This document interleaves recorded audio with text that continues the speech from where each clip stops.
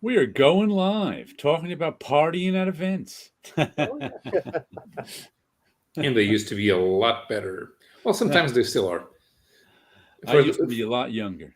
Yeah, well, the first year I worked as a car journalist. We still went to every media presentation abroad in the executive rows in airplanes, and then it ended. That wasn't the issue. The thing is, we if we had executive tickets, we could go to the lounge, and after that, we could only go to the lounge if you had a frequent flyer miles card.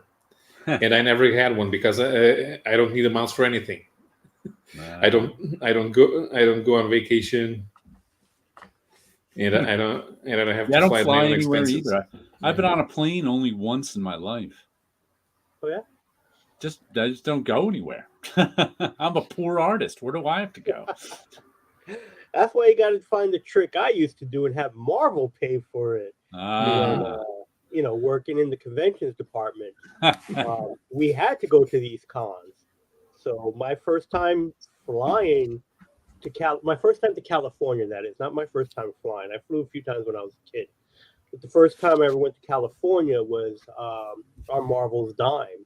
And as I was mentioning before, as long as you had a receipt, all your meals were paid for. They paid for the plane ticket. They they they paid for everything, including the drinks. And then we went bankrupt. I don't know, but I think yeah, paying 125 million for Fleer Skybox had more to do with that than most likely it was. That's what most likely happened. But it was fun. Hi, Wilson. Wilson, Jared, Paolo, and Dolphin. Dolphin. Hope you're feeling better, Wilson. I saw on his TikTok that he got a sense of smell back. I did. I was drinking coffee and it was like, hey, I think I could smell that. And I was able to smell the coffee. And that was good. Although I think I may have had, I was calling them phantom smells last night. For those who don't know, I caught COVID. And one of the things that happens, doesn't happen to everybody, but you lose your sense of taste and smell. I kept my taste. Well, for food, everything else, my taste is just bad. But the smell was gone, and it was just really weird. Mainly because it's one of the things that you don't pay attention to unless something in the room smells weird or it's missing altogether. And I didn't realize how much I tend to have a lot of habits. Every time I open milk, I'll smell it before using it. It's just one of those things I always did. Or when I'm cooking meat, I want to smell the meat the moment I open it before I cook it. It's just a habit that I got into, and it's like I can't smell anything. It's just so weird. And then last night I had like some what I call phantom smells. It's like, did I smell something? And I go to check something that smells strong. It's like, no, that wasn't it. And then this morning, it just came back. That's good. Mm-hmm. Didn't stay away for that long. That's always No. good. Not at all. I know some people that still to this day haven't got their sense of smell back, and they caught COVID a couple of years ago. So it's quite scary. Yeah, quite scary. Did you guys see the news that there was a comic that the only two people I know who got are me and Sleepy Reader. That is going to be made into a TV show. See, where did it was a comic called Resonant that came out from Vault Comics. And it was a horror show. And they announced, I think it was today or yesterday on their Twitter. They're like, woohoo, big news. It's getting to be made into a TV show. I'm like, wonder if that's going to drive the price up on the back issues that nobody bought. It's like a Sleepy Reader and I are the only ones I know who got that comic. There you go. It'll drive the price up until it actually comes out. And I think that's usually when it drops out right afterwards. Well, usually it's driven up right before it comes out. Yeah. Often right after it comes out, no one cares anymore. Right. Until they announce the second season. Yeah. Then it starts rumbling again, is what I noticed. Like what only had one season? Outcast. I don't think anyone cares about Outcast anymore. That's the Kirkman Azaceta book that had one season. And then Deadly Class, which just ended, or I think on Wednesday, the comic, that had one season of the TV show. And I don't think it drove the back issues up very much. Mm-hmm. What was that thing Jeff Lemire did with the Deer Boy? Oh, that's right. Sweet Tooth was that? Sweet Tooth, yeah. I just saw that come up again recently. I was like, oh, I remember that. I never watched it. That was last year, maybe, or the beginning of this year. Even. I watched it recently, I guess, in the scheme of things. Maybe I watched it in the summer, early part of the summer. I watched it, and I found it interesting, but I never read the comic, so I had no idea if it's good or bad. If it's a good or bad adaptation of the comic. Something that I really enjoyed was Lock and Key. I never read the comic, but I knew it was based on a comic, and I found that to be fascinating just in the concepts of it. I read Lock and Key. I read Lock and Key. I enjoyed that one, but I didn't like. I watched the first season and then the first couple episodes of the TV show, and that was kind of enough for me. In that it was a little too teen drama-ish on the TV show, I found. Right. But the comic is terrific. Mm-hmm. I never read the comic, but like I said, I enjoyed the TV show. What was that? I enjoyed the TV show. Yeah, like that. Probably because I didn't read the comic. Yeah. The TV show was okay. Yeah. I'm saying it's bad, but I just like the comic better, so I didn't enjoy the TV show. I like it, and there's a lot of sort of high school drama going on in the. Not that right. I mean, there was high school drama going on in the comic too. It just seemed there was more of it in the TV show. Mm-hmm.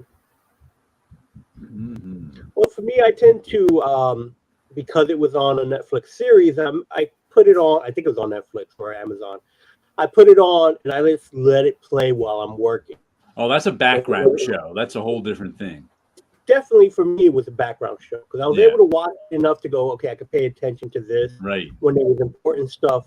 But it was one that I could continue working and not have to watch all the way through. Yeah. To me, there's a big difference between a background show and a show you watch. True. I can agree with that. Because there have been plenty of times where I'll watch a show and go, this seems familiar. And it was because I didn't pay attention to it. Right. So there are no shows that I won't do that to. Like I can't do it to anime.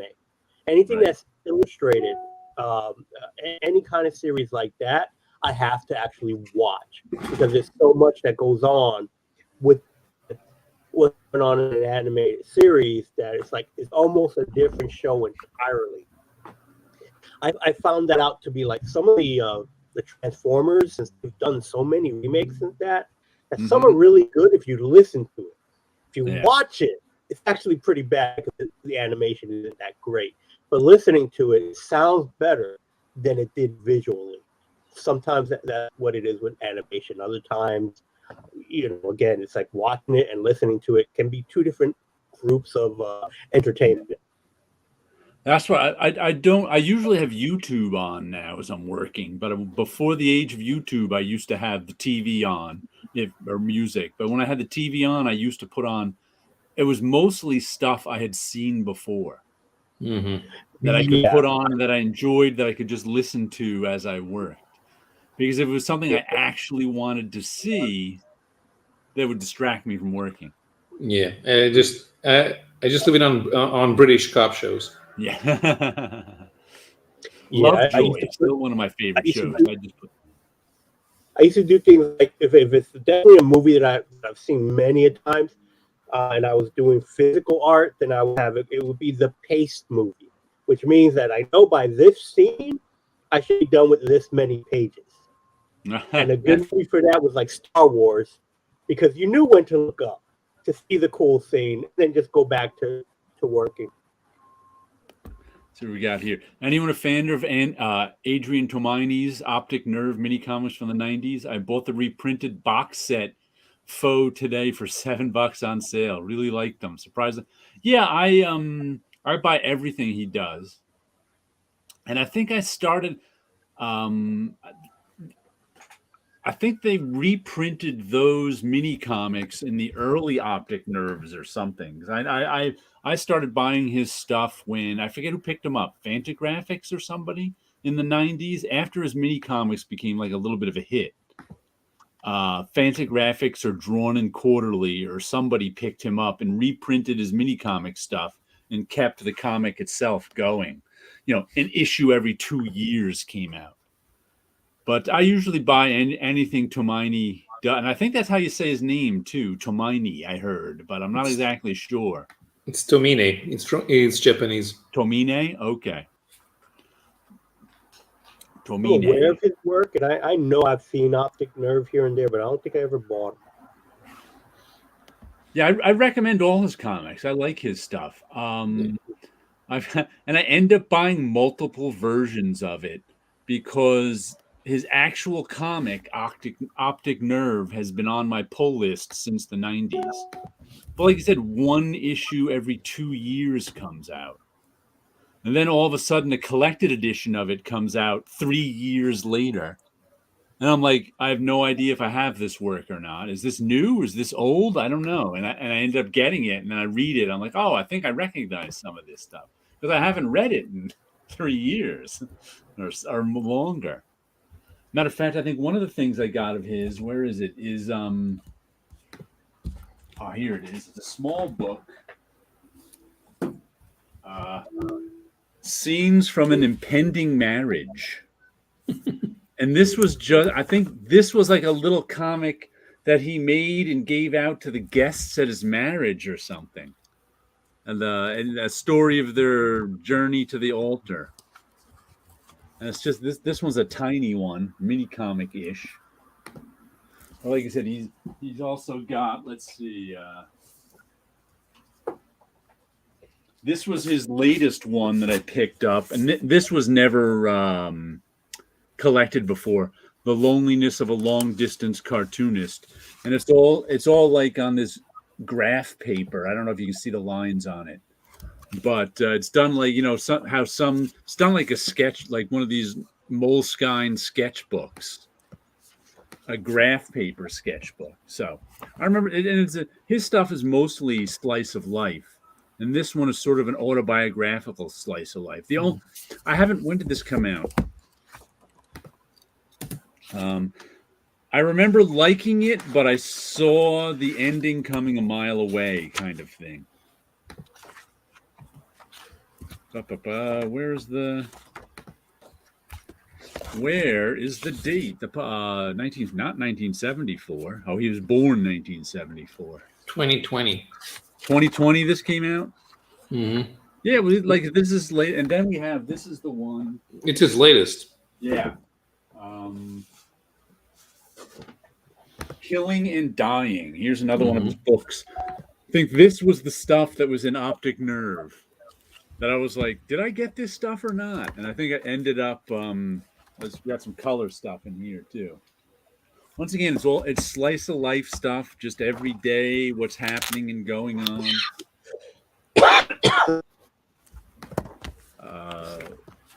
Some of it's autobiographical, some of it's semi-autobiographical. But this one, it ended up, I think this is collected from 6 stories by Adrian Tomine. I think this is probably, I don't know, 3, 4, 6 issues of Optic Nerve in here. So that one's pretty good too. I should try out some of Tomine's stuff, and I never did. Although it looks pretty good, but yeah, I enjoy it. But not everything. But I don't want to try out just everything, just anything. I would buy Killing and Dying first because that's got a variety of stories in it. That's because he would usually do short stories in Optic Nerve. So if I were to try one thing, I'd go. And, if you could find yourself a random issue of Optic Nerve, that's fine too, but you probably can't. I did Killing and Dying. Just good place to start. Matter of fact, I think I have another Optic Nerve collection somewhere, but it doesn't seem to be in my section of his. Oh, well. Intruder I'll seems pick to it have up. the. Eats a Tide Pod. I'll eat some too. Intruder seems to be the most impenetrable. Intruder? Intruders. I don't. Okay, so it's an excerpt from Killing and Dying. Oh, okay. But it was published on its own. Okay. Not by a regular comics publisher. All right. Then they just picked something of his and published it. Mm-hmm. Well, if it's long enough to fit in a book on its own, sure. Guess so. Yeah, but like I said, I enjoy his stuff. I haven't seen an issue of it in a while. I think the Loneliness of a Long Distance Cartoonist was the. I guess drawn in quarterly. Yeah, I see D and Q on it. Yeah, that's one I remembered getting buzz in the 90s. So I went over to Jim Hanley's Universe and found some copies of it. And was like, all right. And that's when I started reading it. But like I said, it was one of those that an issue every year or two came out. Sort of like Berlin by Jason Lutz. Which is another good one. Yeah, I always remember seeing it on and at Hanley's. That was always there, but I was always didn't even there? know it was yearly. I didn't know it was a yearly type of series, so to speak, when they printed it. But there was always a copy of Optic Nerve every time I went to Jim Hanley's. Oh yeah, it was like always there. Well, that's because they probably didn't sell very many. Maybe. I would guess. Optic Nerve didn't exactly fly off the shelves.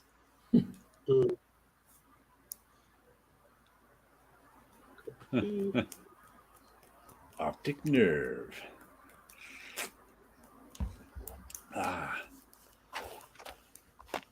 Oh, by the way, I was looking at who are we talking about? That company Mike Martz is working for. Mad Cave Studio. I just happened to I think he published something about him, and they had like a link to Mad Cave Studios Facebook page. And so I clicked on the link just to see what and the link was like, oh, we published 2 books, one in 2016 and one in 2017. And I'm like, what?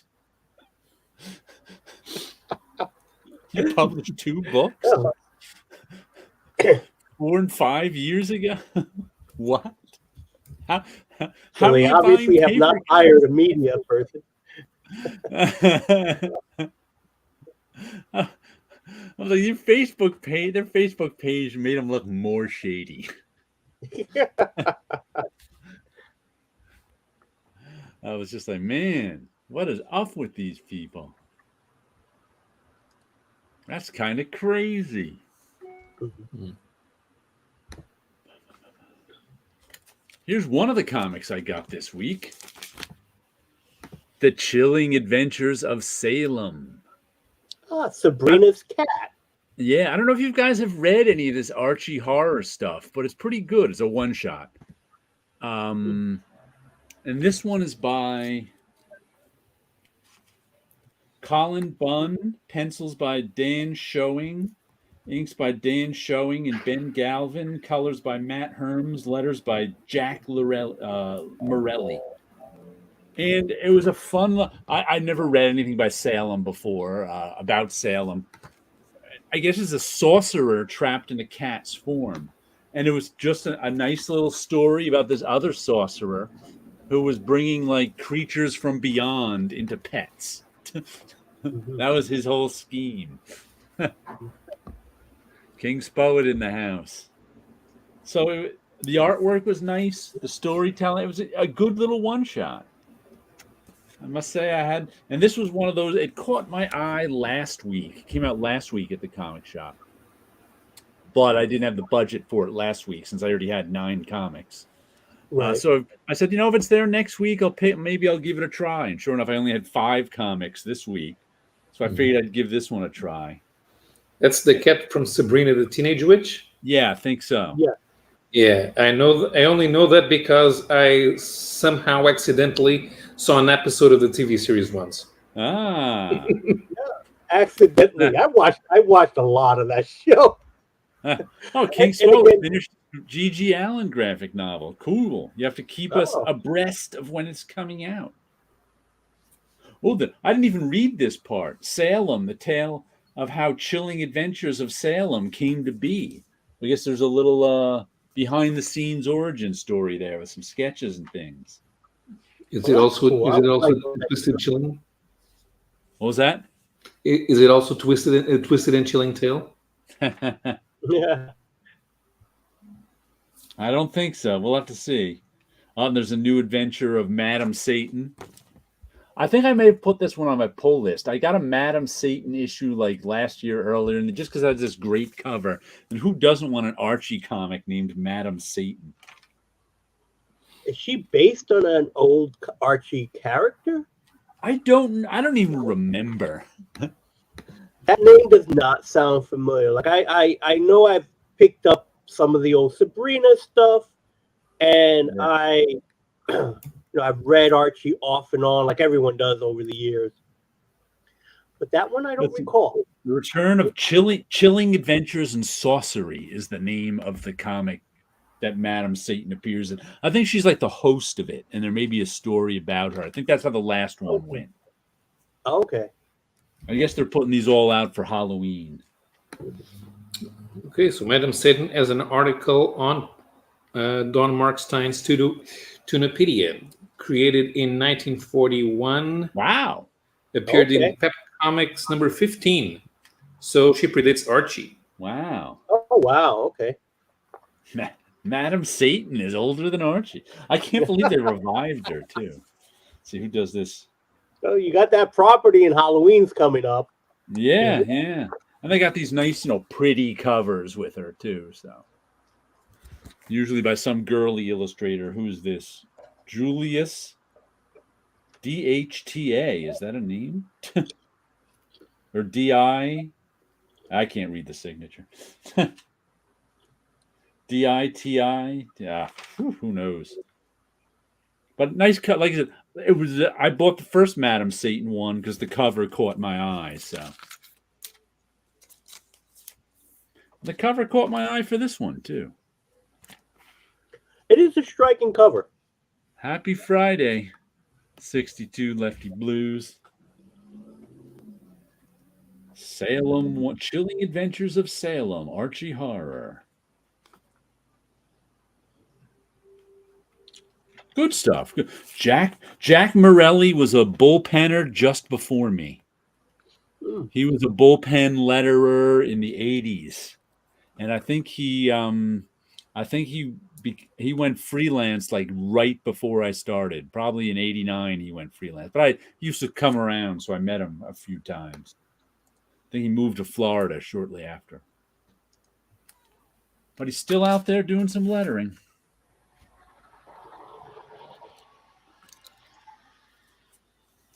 Did you guys read any comics this week? No, but I'm probably going to buy some tomorrow. Oh, that's right. You have the show tomorrow? Yes. Uh-huh. There's going to be a guided tour of Spider-Man's 60th anniversary with Bob McLeod. Okay. What does that mean? He's going to walk you through the history of Spider-Man kind of thing? Yeah, it's probably going to point a lot at how he inked the Craven's Last Hunt. Okay. Did he ink the first appearance of Black Cat? I have for some reason I associate the first Black Cat cover with him, and my brain just did, but I don't know if he actually was still inking it. If he inked it or not. So what's the first appearance of Black Cat? Spider-Man Amazing 191, 192, right around there. Around there. So let's see. It's the cover with her jumping down at him. Okay. 194. 194 it is? Okay. Yeah. So, no. Frank Giacoya inked it. The cover was by Al Milgrom.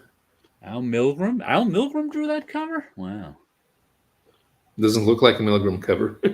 No, I don't. Looking at the facial details on the Black Cat, yeah. Giacoya probably prettied him up. But Giacoya didn't ink. Giacoya inked Pollard inside. Okay, who inked? Doesn't say who inked the cover. No, Milgram did a whole heart. Ah, okay. I don't remember being that rough. I associate his work with sort of a rough look, but I haven't looked at it in a long time, and it's been a while. I did not pick comics myself, but speaking about Amazing Spider-Man and his anniversary, I did pick up, before I got sick, a new library card. Ah, yeah, the Spider-Man library card. Hold on. Let me put you solo so we can see the new Spider-Man library card. The Spider-Man library card. So this is the card, cool. And then this part is the keychain piece. Now you can put it on your keychain. Right. And they also gave out this postcard. Ah. This bookmark. And this sticker. Cool. Do you recognize whose Spider-Man it is? Who did the artwork? It's a new artist who's like kind of looks like he's trying to mimic Romita's Spider-Man. Yeah. But I think these were done just for this project. It's not like it was pick apart from something else. It looks so computerized too that doesn't seem to be a lot of individual style to it. Yeah, it's very much vector artwork. And there's a tie-in with Spider-Man 600. There's like a throwaway line where he has to return a book back to the library. So that's how they connect it. The public library on 42nd Street, the not the big one with the lions in front of it, the smaller one across the street. Their windows also have Spider-Man displays right on it as well, using the same artwork blown up. Okay.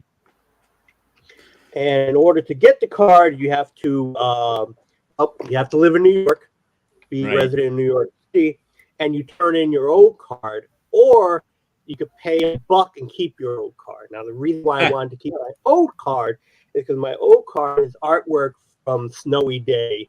Let's see. Hold on. Because this was the 125th anniversary of the New York Public Library, and they were celebrating Snowy Day. Yeah, you don't want to get rid of that one.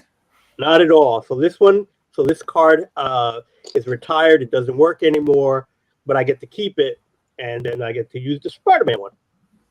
That's cool. And again, it's I don't know when's the last time you've been to a New York City public library.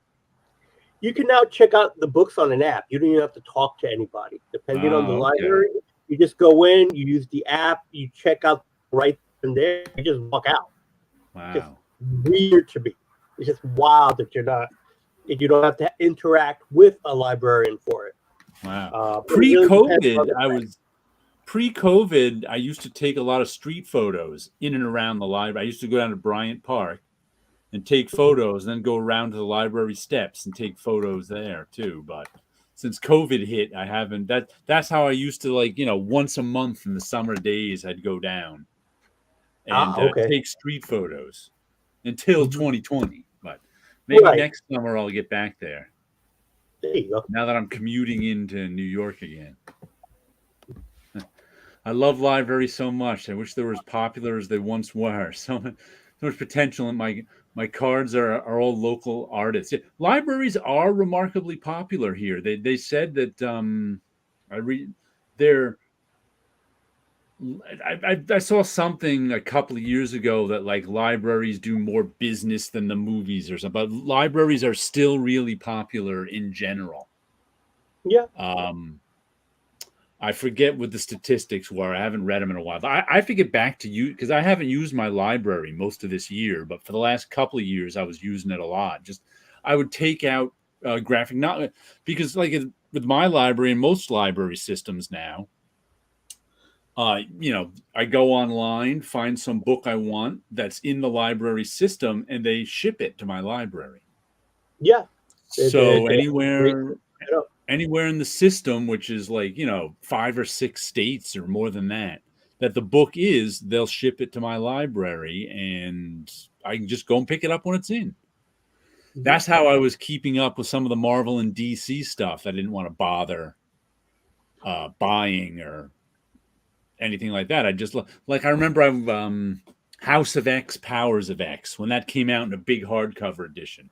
I'll check that out from the library. I did. I made it about a 10th of the way in, and I put it down and returned it to the library. It's like there's no harm, no foul when you don't like something from the library.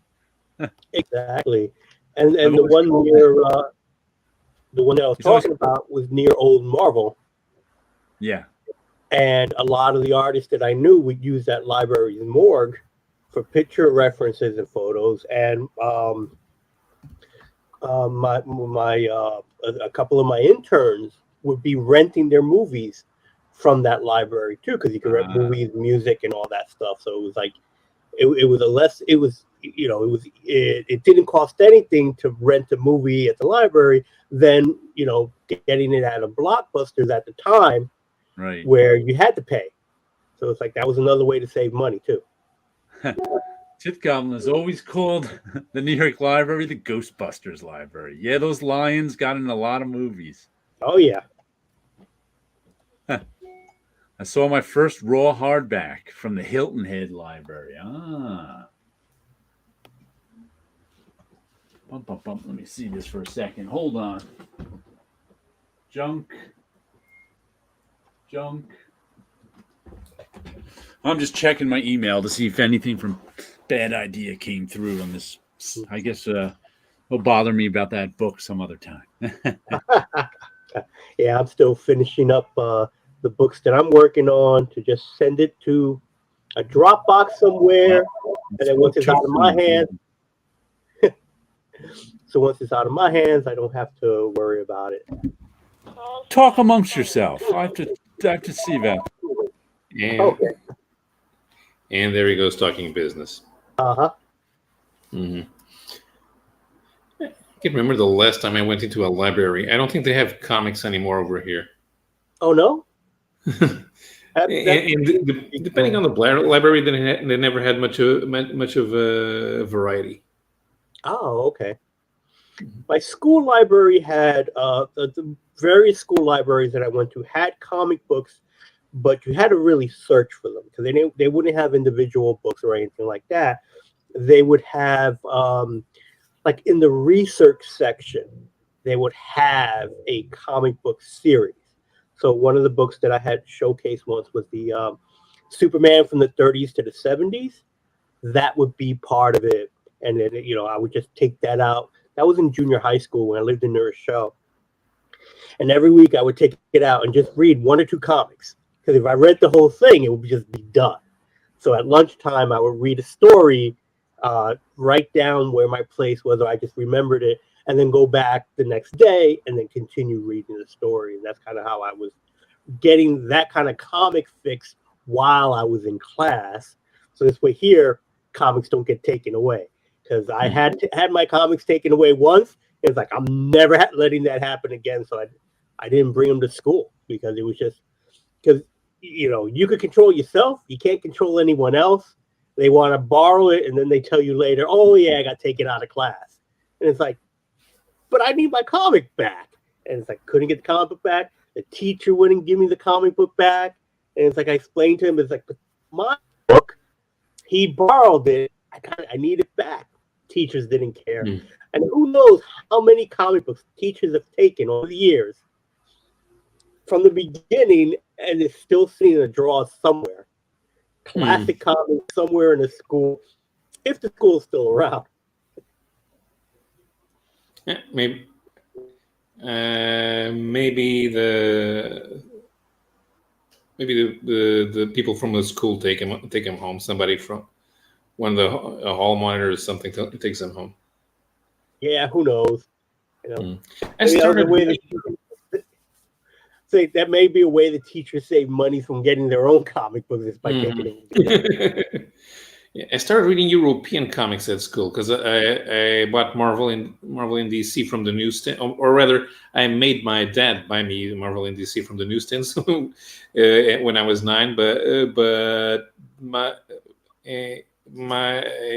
when I went to junior high when I was 10, the school library had Asterix and Tintin, so that's Okay. how I started reading European comics because we don't have substitute teachers. So if a teacher didn't come to class, we would have a free hour, and I'd go to the library and read the comics.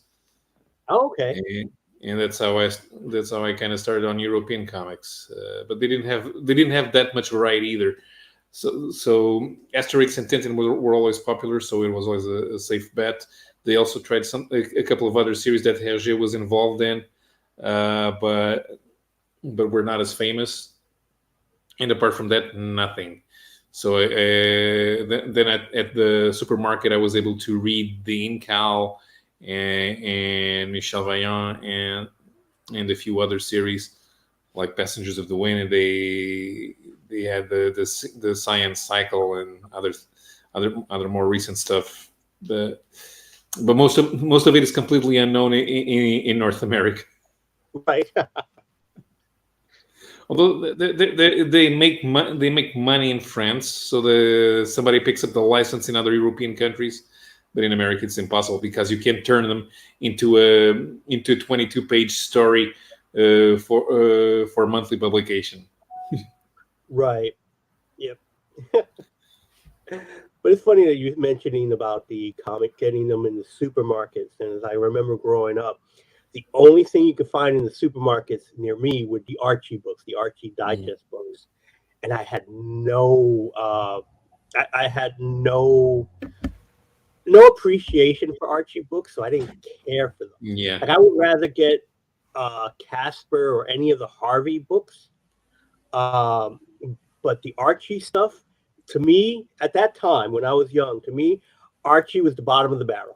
If I read everything else and there was nothing else I can get, then I was okay getting an Archie book. That kind of way. That's the only time that I read Archie's at that point. I don't think I bought any Archie books. No. After Hulk 200, when I started collecting comics, I don't think I bought any Archie books. Mm-hmm. Yeah, it was like it wasn't that I disliked Archie or stuff like that. It was just, I guess, the teenage angst wasn't there for me. It was just that Archie was kid stuff. Yeah. That's all it was. I associated with the Archie cartoon, so to me it was like, it wasn't what I wanted. But I did read some kid stuff, as I mentioned before, like the Casper and books like that. I still, and even to this day, I still like finding them. Every once in a while, I'll stumble onto like an old Mighty Mouse one. I love it. There's just something about it that it's like, okay, I'll sit down and I'll read this. Compared to like an Archie book, every now and then something will pop up. I will get a collection or something. There'll be Archies in there. It's like, yeah, whatever. I'll pack them together and go. But to me, it wasn't my thing at all. Yeah, we didn't really have periodicals in the supermarkets, but they had the European comics because those are albums. They have spines, so if they didn't sell, they would get redistributed elsewhere. So they stayed in the stands for a while. Although you couldn't buy them at newsstands. They were in supermarkets and in bookstores really, but I think they sold more in supermarkets. But occasionally you'd find something out of the ordinary that was interesting. But then I would read them at the supermarket while my mom did the shopping, and I just left them there. Also, they were expensive. They were about 3 times more expensive than a periodical. So that's why I wouldn't buy them. I didn't have the money.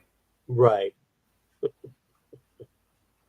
I really didn't understand how they were published because I could see 8, for example, 6, 8, 10 Asterix volumes on the comic stand at the supermarket. So I would not be able to buy.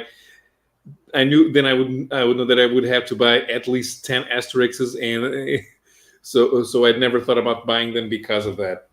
Oh, okay.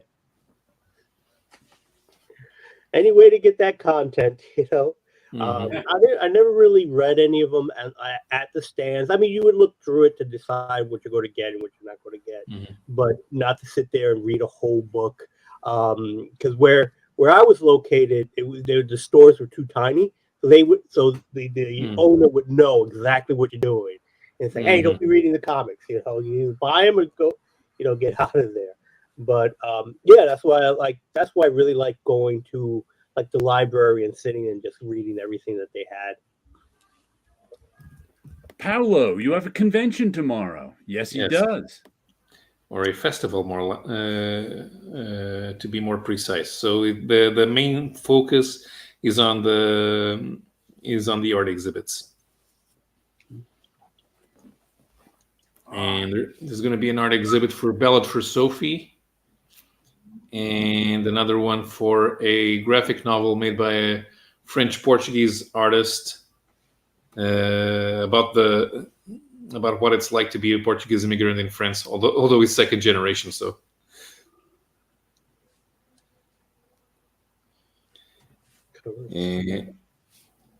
sorry, I'm also doing work and trying to get a book out as well. So. This one has 3 alternate covers, so I want to make sure that I print out all 3 alternate covers. Huh? What book is it?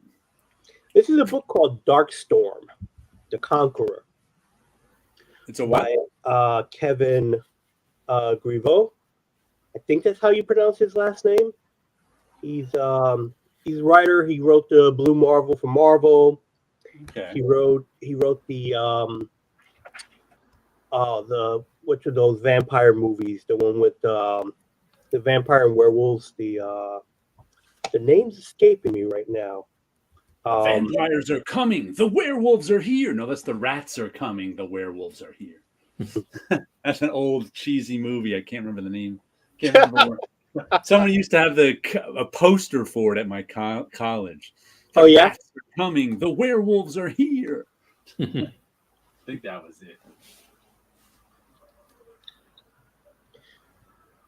So so just putting together books to go to print or to go to the printers, and it's always that, all right, everything's all set. Yep, everything's done. Yep. Are you sure? Oh,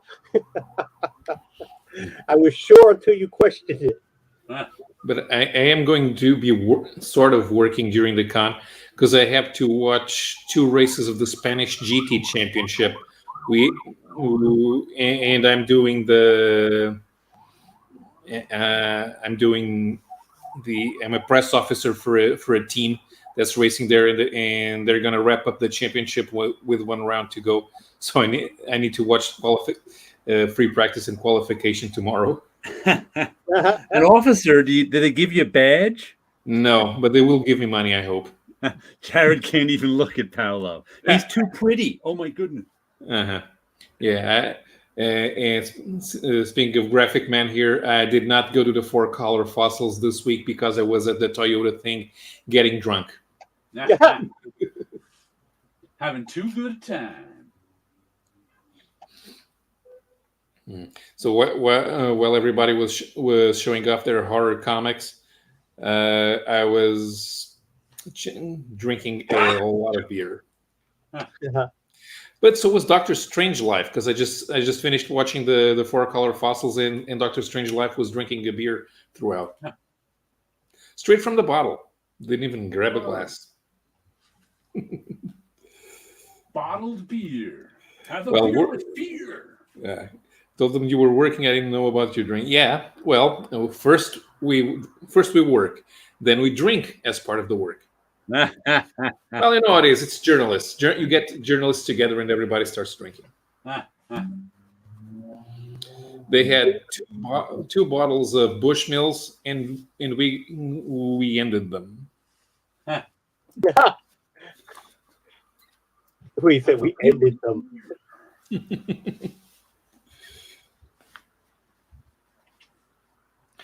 The problem was going to bed late because we had to get out of the hotel at 9:00, and going to bed at 4 was not a good idea. Usually never is. No, the guy I shared the ride with, he was supposed to be the one driving back to Lisbon, but he was so hungover that he had to sleep the whole way, so he never actually got to drive the car. All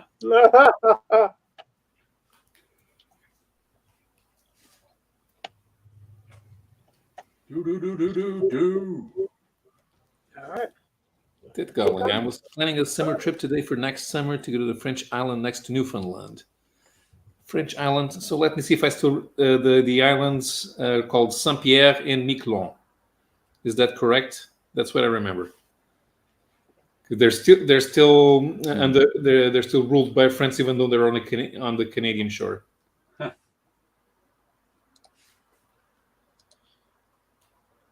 I would suggest you are correct because I have no idea. No, let's see if Goblin confirms that they're called Saint-Pierre et Miquelon.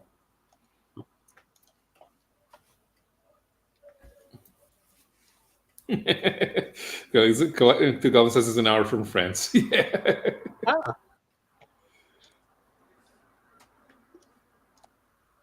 Well, in New York, you should be 3 hours? Because you still have French islands in the Caribbean, so they're closer to you. Martinique and Guadeloupe, they're still French. So how long does it take? Does it take you to fly to Jamaica from New York? I have no idea. I've never flown to Jamaica. Because you still have French. The closest French territory to the United States is in the Caribbean. Yep, It's 3 hours.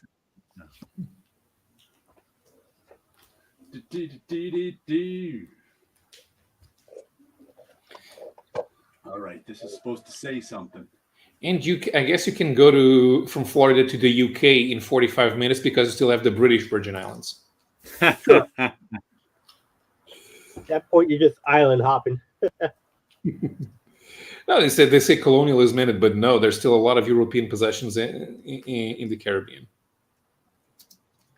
The U.S. Virgin Islands used to be the Danish Virgin Islands, or rather, the Danish West Indies. You bought them from Denmark in 1890 something. And what a great investment it was.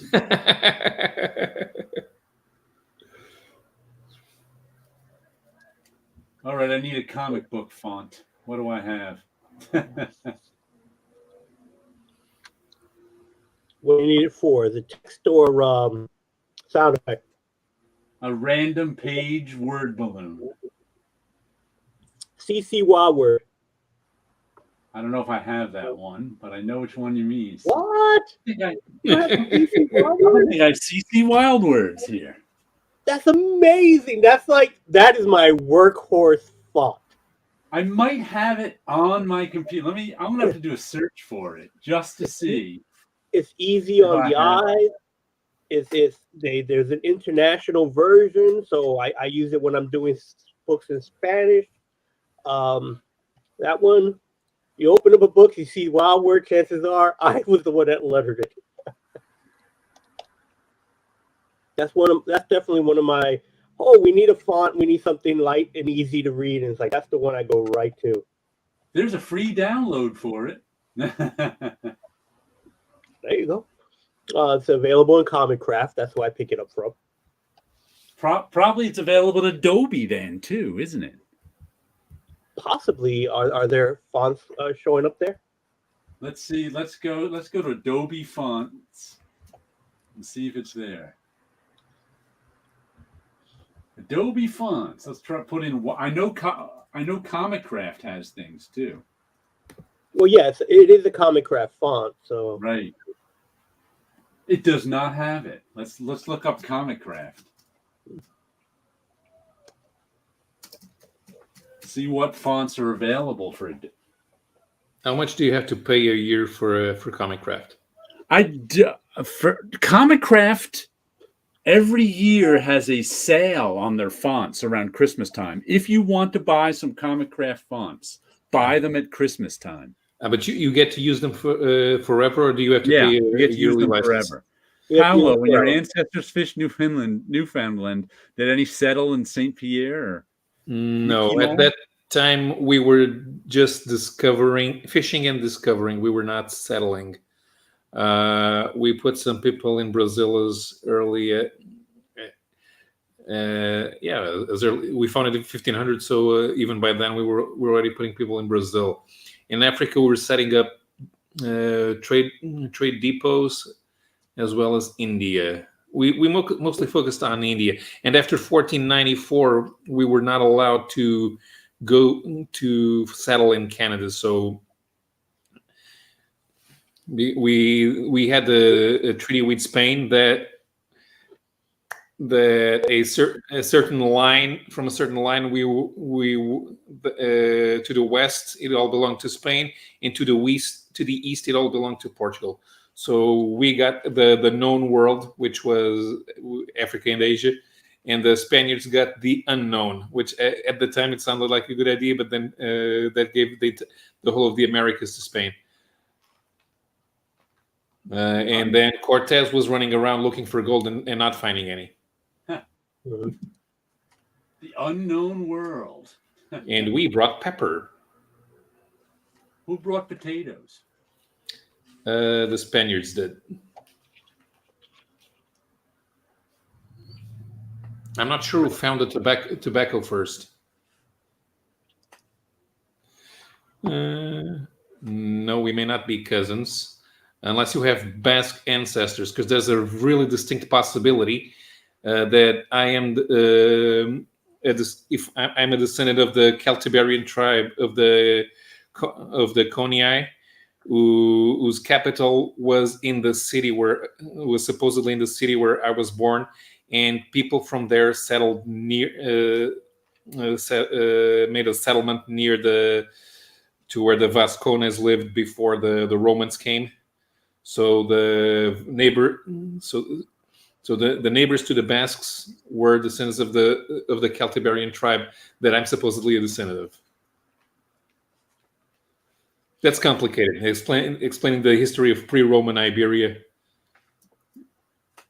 There's a phrase supposedly Julius Caesar said, that beyond the Pillars of Hercules, there lived a people who did not govern themselves nor let themselves be governed, and that referred, although that usually means to the Lusitanians, from which the Portuguese derived their national identity.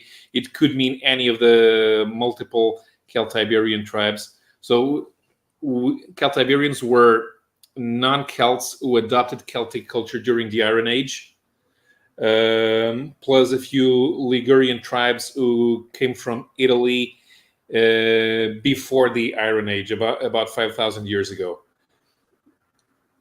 And all of those became Romanized after the Romans conquered the peninsula.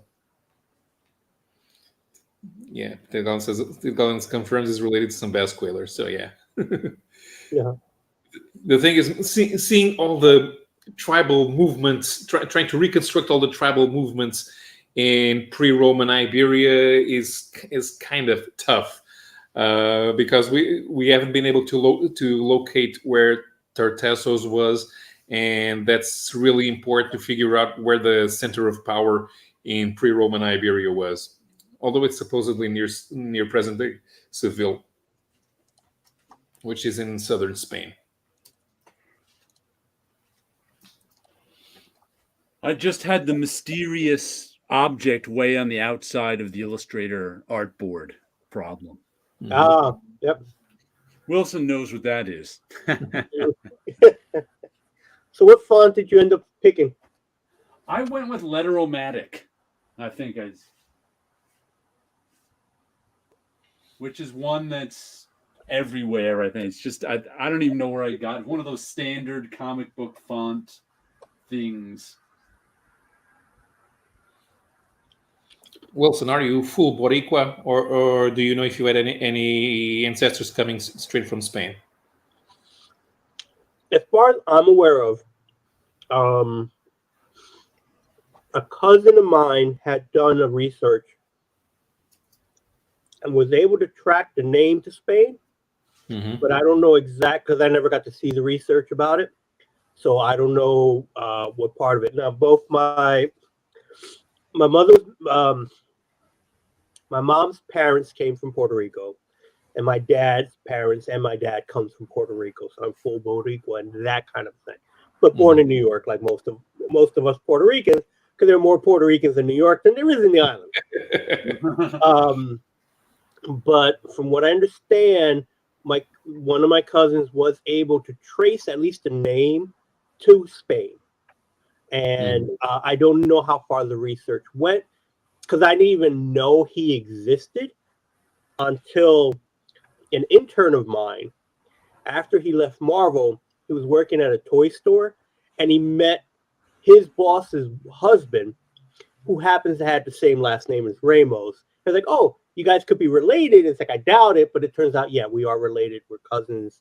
I don't know how many times removed type of stuff.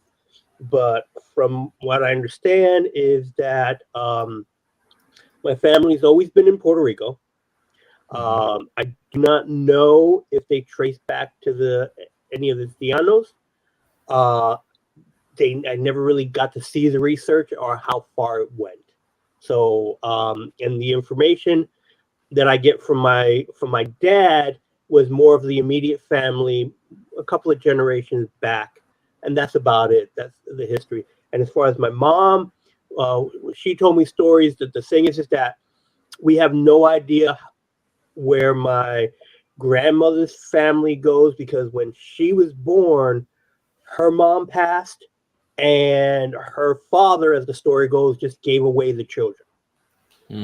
So we don't have any real information on that. And with my grandmother, she was just given to a family, so she was technically like an indentured servant until they got to New York, and then she was able to break away from that and just become her own person. But I don't know any really information from there. And then looking at my grandmother, you can see it looks like they may have been native blood there. So I think that's where we're connected to the Llanos there. But as far as the Ramos name, yeah, that could be traced back to Spain. So that's where the conquistadors came from. So that's the only information I really have is just those little bits of stories, unfortunately. And since my mom had passed, I don't know any more stories, and most of all my aunts have passed as well. So we didn't get any real stories past my grandmother on that side of the family. Okay. That's a complicated family. You could make a comic of it. Yeah. The downside to that is I'm very lazy, so I don't want to make my own stuff.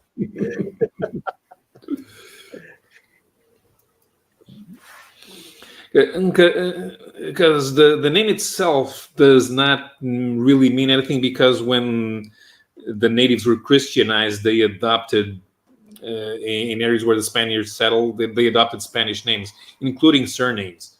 We have a lot of Portuguese surnames in Sri Lanka, and not necessarily because the Portuguese settlement there. The people who were Christianized simply started using Portuguese names, including surnames. It doesn't mean that there was necessarily any mixing done. Although we know there was, but not from one thing that happened here in Portugal, for example, and it might the same thing might have happened in our colonies, is that there were even by the early 20th century there were people who did not have last names, such as peasants, or people who were house servants. And when the First Republic finally forced everybody to have a last name, they were given the last name of their employers. So you could have someone who was by a peasant by descent, have a hyphenated surname because they served the family with a hyphenated name. Uh-huh. But then they had this nobility sounding last name, but of course they were from the working class. Going nowhere on the streets with the Spanish name. That's a I'm Billy a Joel Colonel song that popped Yeah. into my head. Do you I'm know a that? Colonel- What is that? No. Going into garages for exotic massages. That does not sound familiar at all. It's an old Billy Joel song. My bunch of relatives went to New York and helped build the skyscrapers when they weren't fishing. So I'm not Paolo's cousin, but I might be Jared or Wilson's. There you go. Mhm. The Osbournes have actually. I have the Osbournes have been here for a long, long time, and my Dutch relatives were here before, back when this place was Dutch and not English. So my Dutch relative, they had some big long Dutch name that I can't remember that they changed to Smith.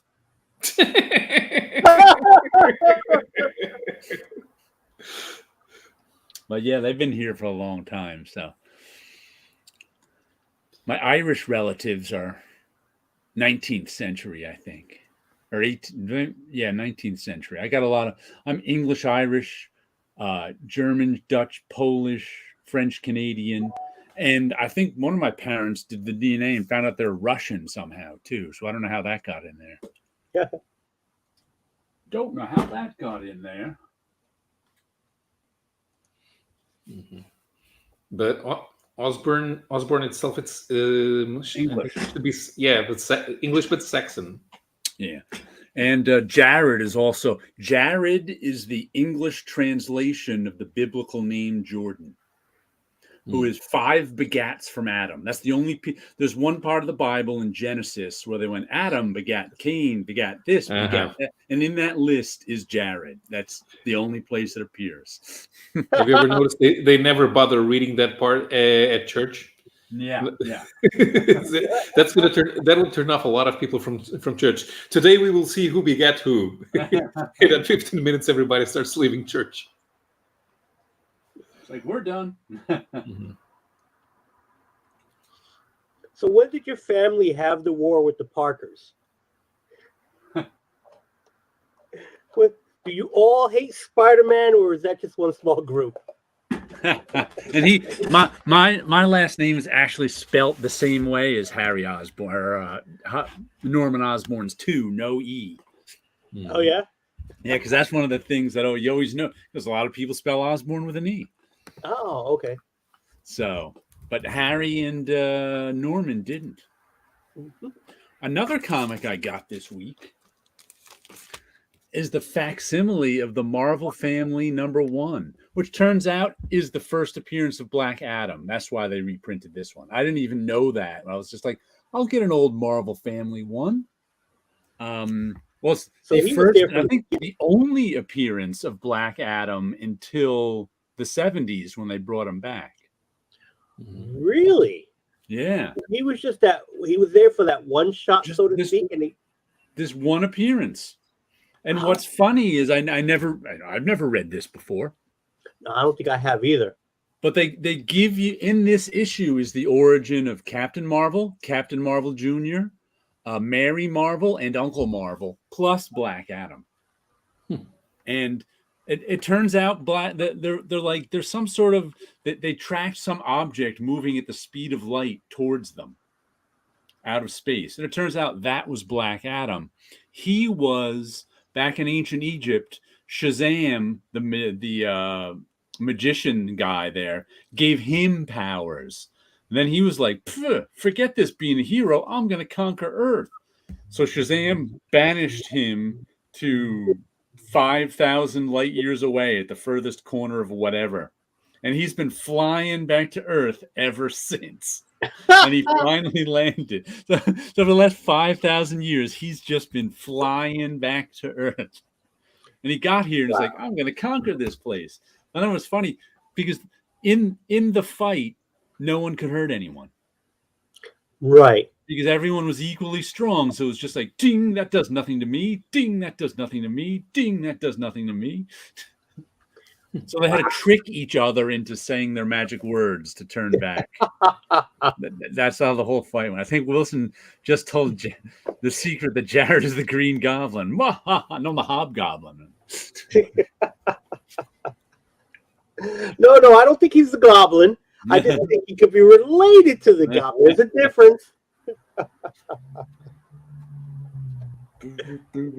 Yeah, but so they trick him, and it's like this is the greatest panel. He also says Shazam in order to turn into Black Adam, so which is the magician's name. So Uncle Marvel is like, stop, kids! He's so strong. Let's make him a member of the Marvel family. After all, he got his powers from old Mazam. I mean, Ham Shaz. I mean, Sham Has. Or, you sputtering old fool, you mean Shazam.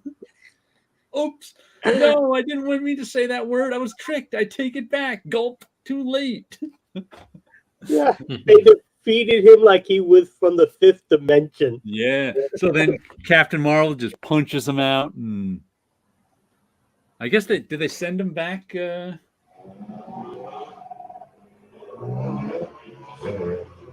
Yeah, we died. Yes, my children, you see he is over 5,000 years old. The moment he changed to his mortal form of Teth Adam, he aged, only to be a skeleton in a moment. That's why there's this little tiny panel of a skinny guy down there. Mm-hmm. So I guess he turned into a skeleton and died at the end of this story. Yeah, I guess they didn't want to deal with a super powered Marvel villain. Yeah, with a guy who they couldn't beat up. I mean, that's how they win. They beat everybody up. And then it's fascinating to see that, because later on in the comics, when he does appear back, it's one of those things that they always talked about. He can't turn back, because if he turns back, he's going to automatically age and die. That was because I do remember that being mentioned in the comics as well. I just also love how Marvel is just huge on that cover when it's a DC book. Fawcett Magazine, Marvel Family Comics. But if there's one character from the Captain Marvel family who benefited from a modern interpretation, that was certainly Black Adam. Even when Jerry Ordway brought him back in the Power of Shazam graphic novel, even then he was finally interesting. And at that point, did everyone just freeze? You did. You did. And then at that point, Marvel, Black Adam became the antagonist that Captain Marvel needed. Even though it's the trope of the dark version of me, he has a lot more character development than Sivana has. Even in modern versions, the best they can try to do with Sivana is make him a second-rate Luthor, and that doesn't work for him. But if he's just a mad scientist, there's not a lot of depth to him. And Mr. Mind, well, Mr. Mind is a caterpillar. Yeah, those are characters that they look like they would work well together as a team up type of thing. Because that's the only way you can make both of them interesting is by having them work together. Because then you have the clash of the two egos. So there's the bickering. And again, that just makes them interesting as villains within the greater story, I would think. Yeah. When you compare them to the Luthor Brainiac team up, Luthor and Brainiac, also big egos, were able to work together to defeat Superman. And Sivana and Mr. Mind are ultimately too incompetent to do the same to Captain Marvel. So by having Black Adam there, you have somebody, even if you portray him as an anti-hero, Black Adam is someone who is willing to go to extremes to do what he sees as justice, while Billy Batson never does. Also, in modern interpretations, Billy Batson and Captain Marvel are the same person, which is not the case with the 1940s, where they were clearly separate personalities. So when Alan Moore creates Miracle Man, is more based on what happened in the 40s than modern versions, because Miracle Man himself does not think of himself as Mike Moran. It is a whole other type of personality, but that's okay, because everything in his body is super, including his brain. Alan Moore is not afraid of going there. What it means to be a superhuman. It's not just somebody who punches stronger. Is supposed to be super intelligent, and in that regard, Black Adam is closer to what he's actually able to do with the full might of his powers than Captain Marvel is. I think Marvel, I saw it in the shop this week, finally printed the Neil Gaiman Miracle Man trade paperback. So I guess he finished it. Yeah, the new series is starting. The one that finishes his original story. Oh, okay. So there must be the original issues in that trade paperback then. I saw that was out. I was like, oh, look at that. That was out of print, I think. Yeah, it's been quite a while that Marvel bought Miracle Man from Nick Angelo, and they put out the Alan Moore issues as quickly as possible. But then we spent so many years waiting for this that I actually thought that they weren't going to do it. There may have been so many problems with contracts. Then by the time that they had an agreement, some sort of agreement with Neil Gaiman, it would be too late, because nobody was talking about Miracle Man for the last 10 years. Yeah. Has it been 10 years since Marvel bought it? 15, I think. Wow. It just flies, doesn't it? Yeah, I think I think it was in 2006. Yeah, around 2006, I think. Because Quesada was already there, but Disney hadn't bought them yet. Right. Wow. That's Wow. wild. Here's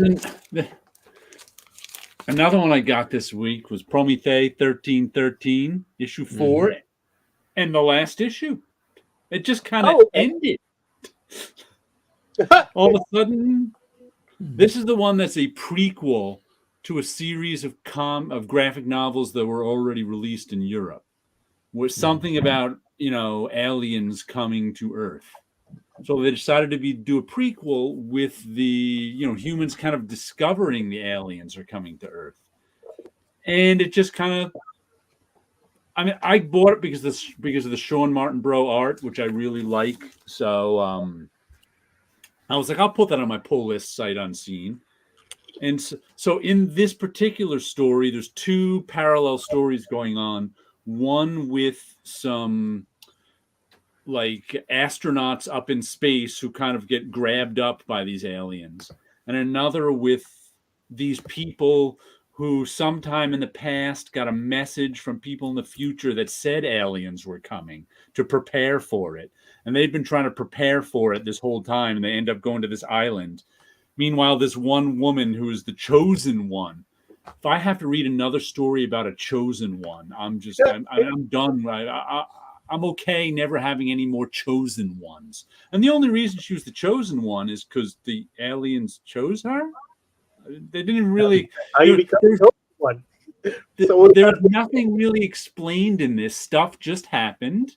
Then the aliens showed up at the end, and all of a sudden it was like she's the chosen one, and they're like, "Come on, you have to come over to the alien side." And she's like, "Okay." And then they sent these humans back in their space shuttle, and all of a sudden it was like, the end. The end. And I'm like, all right. The end. I mean, greetings, Earthers. We represent the Galactic Council led by Xenu.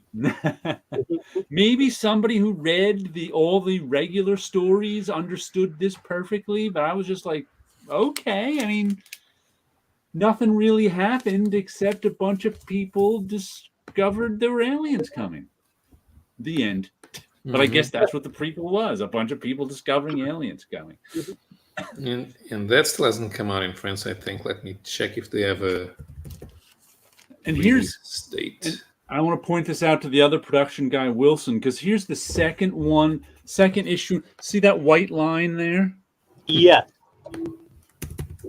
The cover is smaller than the insides. Okay. So it wasn't trimmed properly. Mm-hmm. Those who don't know, covers are sometimes printed on a different type of paper. Yeah, this is It's a different machine that cuts it, and then they're merged together and stapled. Right. That's what happened to this, but they didn't trim it properly. I was like, look at that. And remember, I think it was last week I was showing you that one, the Liam Sharp book, where it looked like they didn't have the black bleed all the way to the edge. I don't remember because there was white down the bottom. I'm like, that's the second week in a row I've seen that. Poochie went back into space. The end. That's kind of what it was. That's it. There, he nailed the ending. It was the Poochie ending.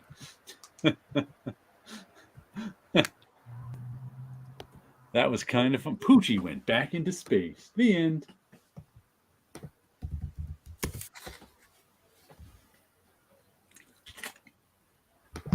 Poochie.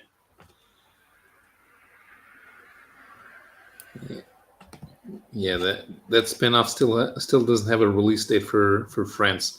But when it comes out, it's probably going to be a whole album. Yeah, I imagine so. 4 issues seems about an album. 4 issues in terms of pages would be 2 albums. Although you can make for given the let's see how many given the way the story was constructed, but they might as well go for an 88-page album. Right. Let's see. 1, 2, 3, 4, 5, 6, 7, 8, 9, 10, 11, 12, 25 pages in this. Okay, 25. Okay. Yeah, so about 100 pages. It's going to be a double album, so it's probably going to be expensive. But if they do it in 2, well, I guess they could. But they're still not marked here on BDTech as Prométhée having a spin-off. So I really don't know why that came out in the US first. It makes no sense, especially since I've never even heard of Prométhée before. Mm-hmm. I mean, who's buying this but Sean Martinborough fans like me? And I don't think there's a ton of us out there. Yeah, and it's not like you could have published it normally in the US because there are the series itself is on its 22nd 22nd album. Why? It makes no sense. And it's amazing how little. I mean, was there any demand for a prequel to a? I mean, why would you need a prequel to a graphic album series that has 27 volumes? Well, in France, that would not be a problem.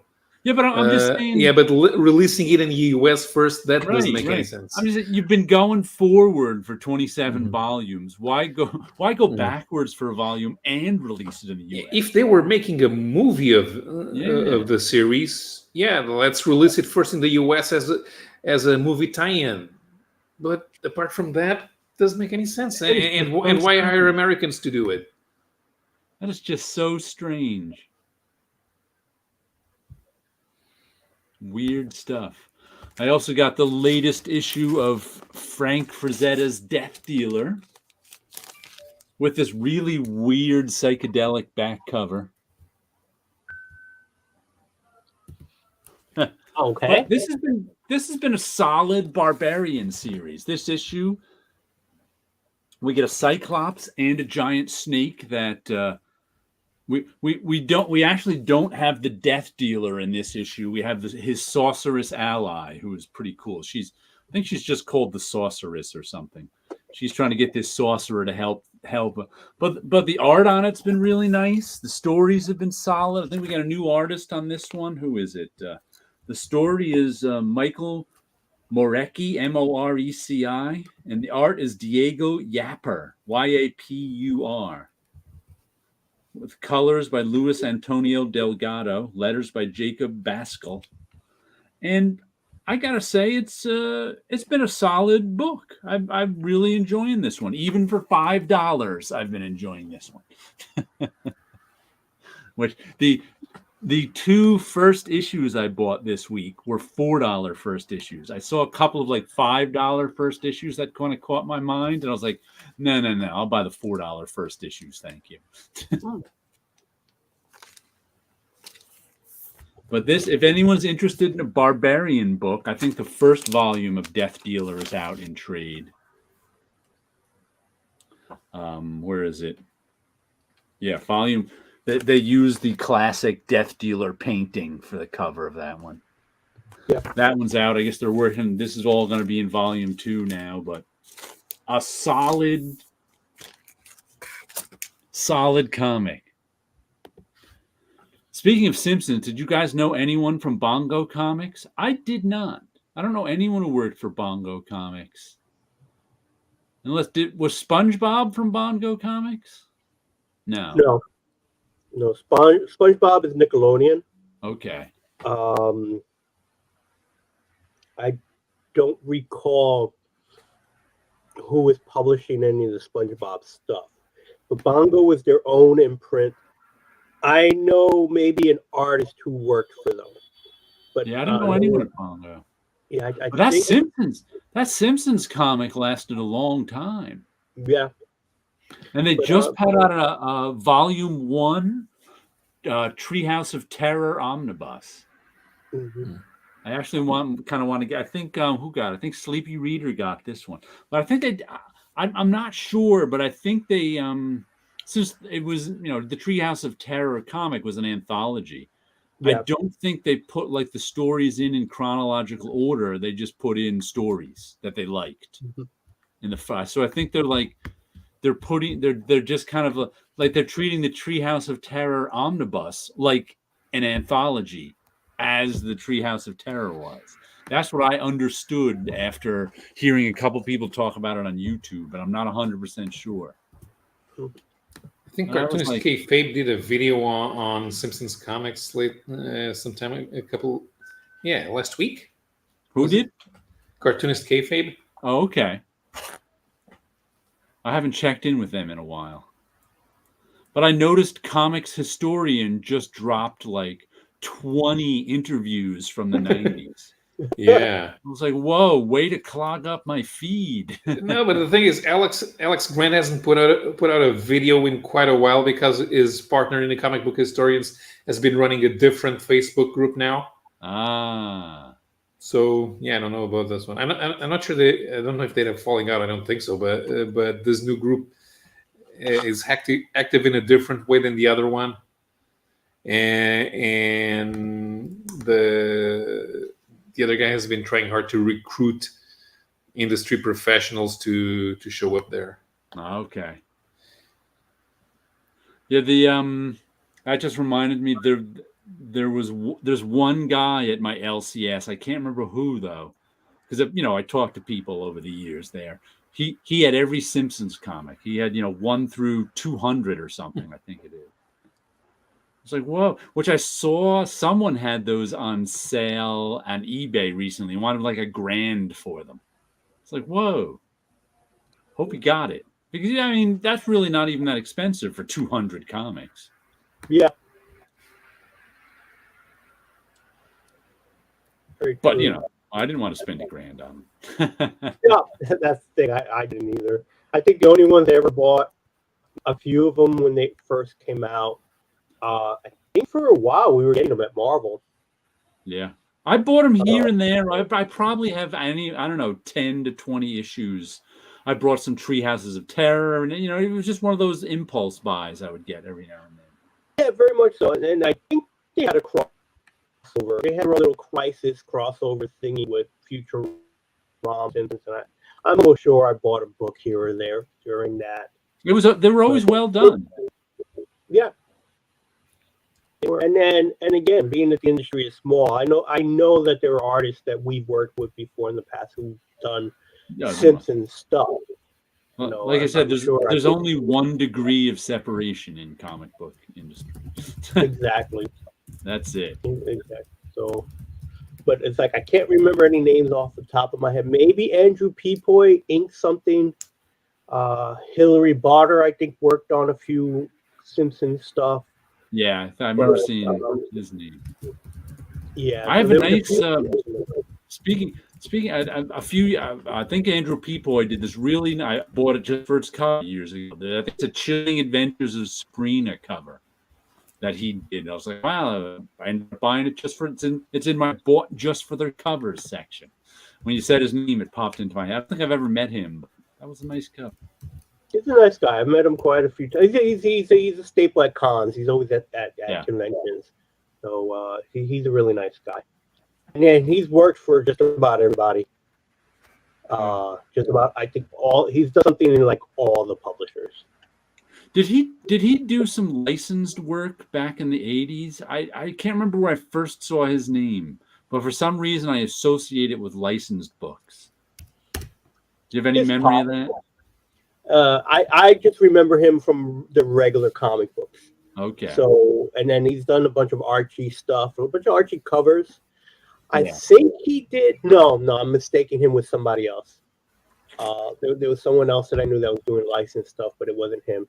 But off the top of my head, I don't recall what licensing things he might have been working on. Yeah, I can't remember.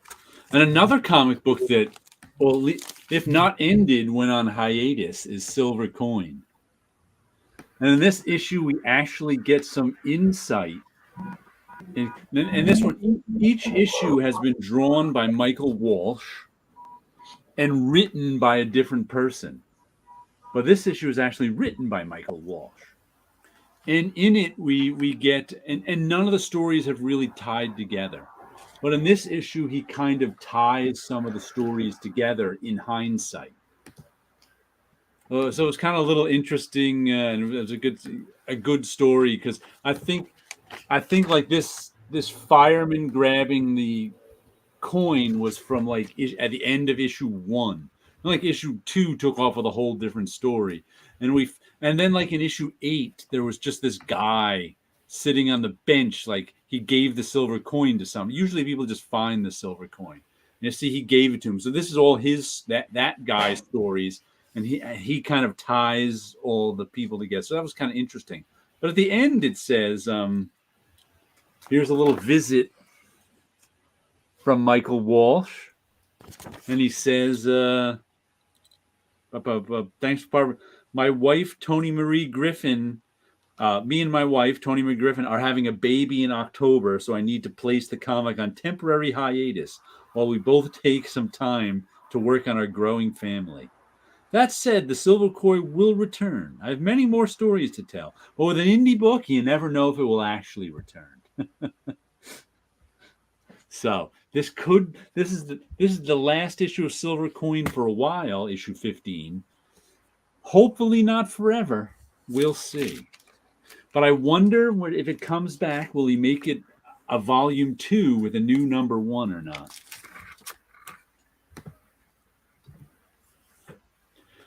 Because I imagine a new number 1 will get him more sales.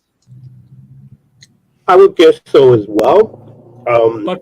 But to me, the chance you take is like for people like me who have it on their pull list. If there's a new number 1, I have to put that on I have to put volume 2 on my pull list.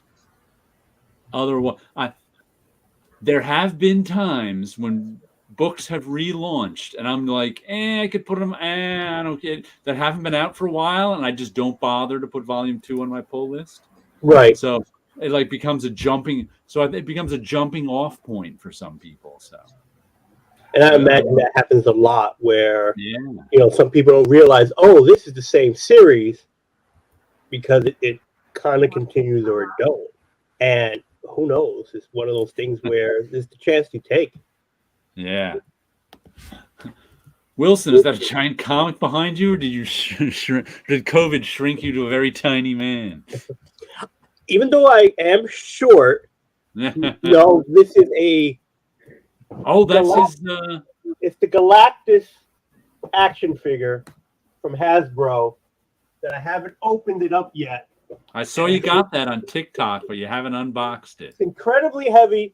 I haven't unboxed it mainly because I I need to set up the lights and stuff like that to do a proper unboxing. So, what is the retail of that giant Galactus figure? That's got to be $100, right? At least. That's got to be at least $100, right? A little more, like 4 times as more. Wow, 400? Yes. Wow. This was part of what was called HasLab. It was the only way to get it was to contribute to their fund thing, their social media fund thing. They would only make it if it had a certain amount of orders. So this was not going to retail because it wasn't going to be something that would sell, I guess, easily. That's all, Sister. So not only do you get Galactus, you also get the Silver Surfer, you get Moog, and Frankie Ray. So you get 3 action figures with it as well. Are they in that package, or do they come in that package as well? Okay. That's all the plastic in China. More valuable sealed in original packaging. But what I like about it that it's made like a comic book cover. So you got the logo, you got the corner box art, you got HasLab is number 2 because the first one they made was a Sentinel, and then it's basically just like I said, a comic. The back of it. Why don't we make them big so he can show us? Did you buy the Sentinel? I did not. Okay. I did not buy the Sentinel. So here's the back of it, which is basically, it could be a diorama. You could have Galactus standing in front of it. I'll show you the bottom of it. Oh, yeah. That'll make a nice diorama. Mm-hmm.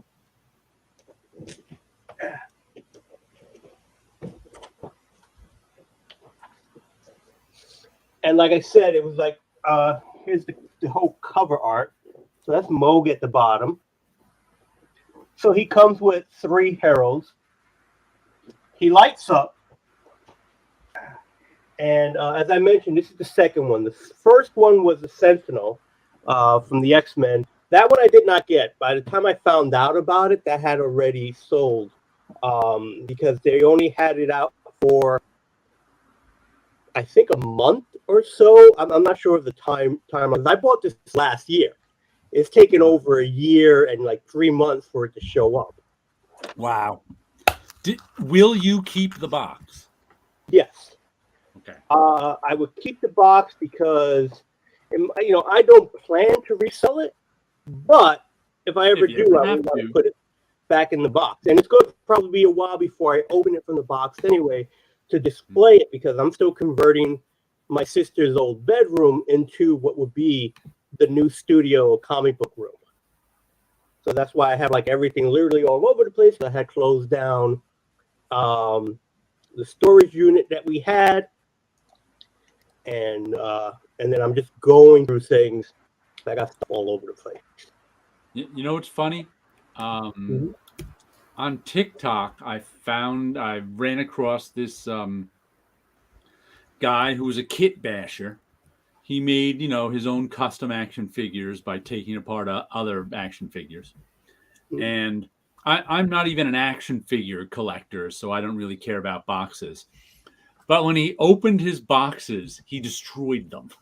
He ripped them open, not even opening the top, and he just start ripping them down the middle. And I was just like, oh, that destroys my sense of order. You can just open the top. I tend to be someone who opens my toys. Right. I display them. If I know I'm planning to resell it, because if I get and I haven't done it for a while, but if I know I'm going to resell something, I'll keep that particular box to put it back in and resell value. But 9 times out of 10, once I open it, that's it. The box gone. Don't have the space in the room for it. So the original came out, not the original, but when it went for sale, it was $399.99. Plus, I don't recall if shipping was free, but we paid like $50 for FedEx shipping. But Greetings, Comics Unlimited 666. The Devil's Comics are unlimited. Welcome back. I like the Dr. Doom logo he has on there as well. Those Hasbro Lab things are insane. Jabba's sail barge is giant, and He-Man's Castle Grayskull showed up on a pallet. Wow. Yeah, that's the thing. It's like I like the idea of using that model for when you go to do something that big that's not going to be able to sell on retail. But the downsides to it is that they're going to try anything. So currently they're doing the Ghost Rider wave, which is the Ghost Rider who has a car, Robbie Reyes, I think it is. No, Robbie Reyes was Nova. They have the Ghost Rider that goes in the car. That one I think costs way too much. Is that the price point is too high for a car that you could buy, a remote control car that actually runs for a lot cheaper. And granted, I don't know the background stuff. I know background stuff on comics. I don't know background stuff on toys, so I don't know the price point, what it costs. But the fact that Hasbro is charging close to $27 for an action figure, and yet McFarlane can still charge $19.99. Yeah, and it's the same amount of plastic. McFarlane probably uses a little more plastic because his figures are 7-inch figures, right? And they're DC figures. Is the Marvel license costs more? I don't know. $7 more, but I don't know if it's worth $1 more, and I don't think it is. So it's getting harder to buy the action figures. I'm almost done with what I personally am trying to create, which I'll eventually put onto my YouTube channel, is recreating all the characters from Secret Wars. Not recreating, getting all the characters who appeared in the first Secret Wars.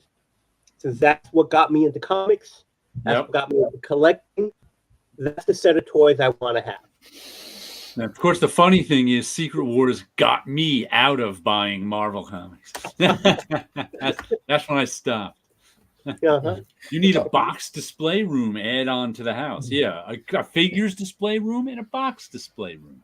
The difference between Hasbro and Todd McFarlane Toys would be the corporate structure. Yeah. If you have a lot more VPs to pay a salary for, there's the $7 per unit. Yeah, because if you're a publicly traded company, you're answering to you're not answering to the fans. Where McFarlane, I think, is answering to catering to the fans. Hasbro, I would assume, is catering to the stockholders. Catering to stockholders. So, and I can understand, So again, it's like my knowledge is only so much, but then again, I've worked corporate, and you kind of see where it's like, that's where the money's going. And granted, it's all about making money in the whole long run. But again, it's just still very. Another first issue I got this week is Hitomi. I'm not sure if this came out last week or this week. Once again, it was when I saw. I don't remember seeing it last week, but I may have been in the last week section. It's here. So I'll read you the little description.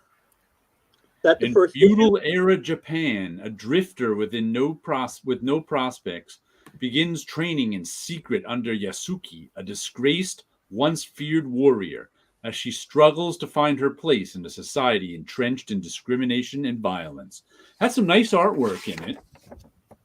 And let me go big. I'll show you the artwork.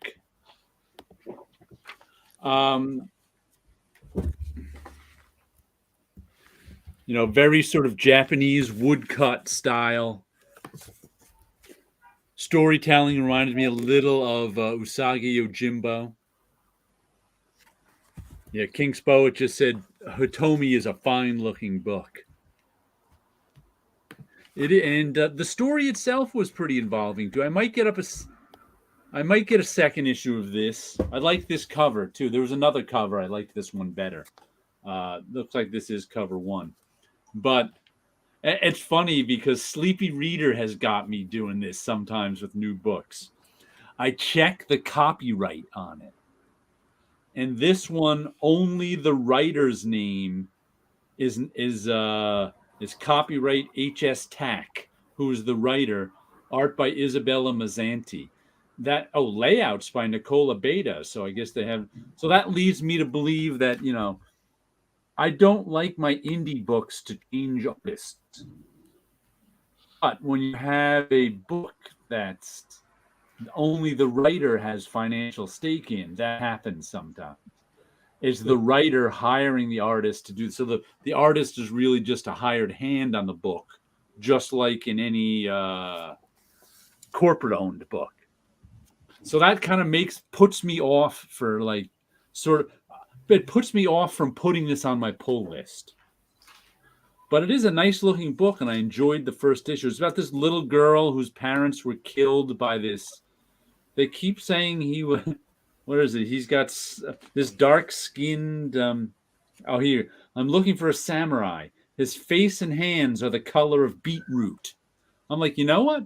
I don't really know what the color of beetroot is. Isn't it red? I think that's a peeled beet. But he's definitely dark skinned. So I think before you peel the beet, it's brownish. The brownish red. Right. So she's this little girl, and she's looking to kill this dark-skinned samurai. And everyone knows, he's known. There he is. Whoever he might be, he's known for his dark skin. And it ends up I think he's going to end up being the one training her, because he finds her at the end and saves her, but then leaves her. And I don't know what's going on. I don't know if she's going to continue to hunt him or he's going to train her, but it was a solid first issue. I just wish the artist was all in on it too. Mm-hmm. Especially since there's a layout artist and a finished artist. I didn't even notice that when layouts. So now 2 artists have to keep doing this. I don't know, that could change in an instant when they have no stake in it. Very true. Yeah. Who's going to do a long haul video tonight, but feeling under the weather? So just going to relax and listen to you guys for a while. Always informative stuff. I love the stories. I'm glad you do. Glad you do. We don't know where Chris is tonight to tell. He said he only might be here. One night we're going to have Randy Gentile on here too. Oh, okay. Oh, Paulo disappeared. Marvel had enough. He disappeared. Another action figure I got this week is Rhino. The Rhino. I always have liked the Rhino for some reason, as sort of just a big dumb villain who bashes you with his head, and he looks cool. He's one of those characters that, for me, is left over from my childhood of liking the Spider-Man cartoon show. Before I got into comics, I watched the 60s cartoon show, because that was repeated everywhere. And the Rhino was an entertaining character, because I think his first appearance, all he wanted to do was steal gold and make a statue of himself. That was the purpose. Not to I don't remember that. It was just, if I remember correctly, it was to steal gold, to melt it down, and make a statue. That's a good plot. That was his plan. I still my first story where the Shocker was the villain. Okay. Was Spider-Man 153, I think, right around there. And his whole plan was he was blacking out parts of the city so he could spell his name in buildings. Yep. So if you looked at the city, New York City, from above, you could see Shocker.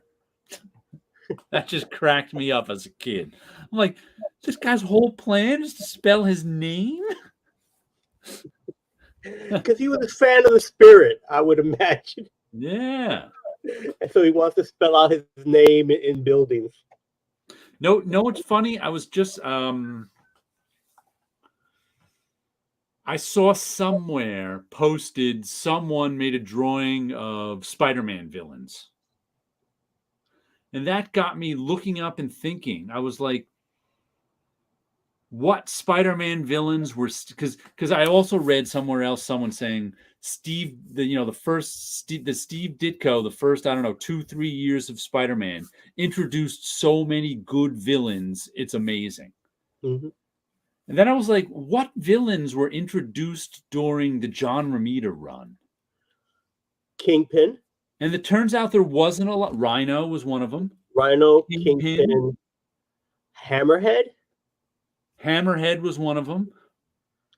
Kangaroo. Gibbon. The John Romita era didn't have a lot of good villains introduced, and like it's amazing how many Spider-Man villains are from that Steve Ditko era. Yeah, Mysterio, Vulture, Doc Ock, Craven, even Chameleon. Yep. Yeah, all those guys were, the first set of villains are the ones who became the Sinister Six in the annual. Sandman. And and they kept using those villains. I would say that the Romita era, he inherited all those villains, and then he got to make up a few of his own. But I don't know if I would say any of them had the same lasting effects. No, Green Goblin, forgot to mention him. Who? Green Goblin. Green Goblin, yes. The obvious one, yeah.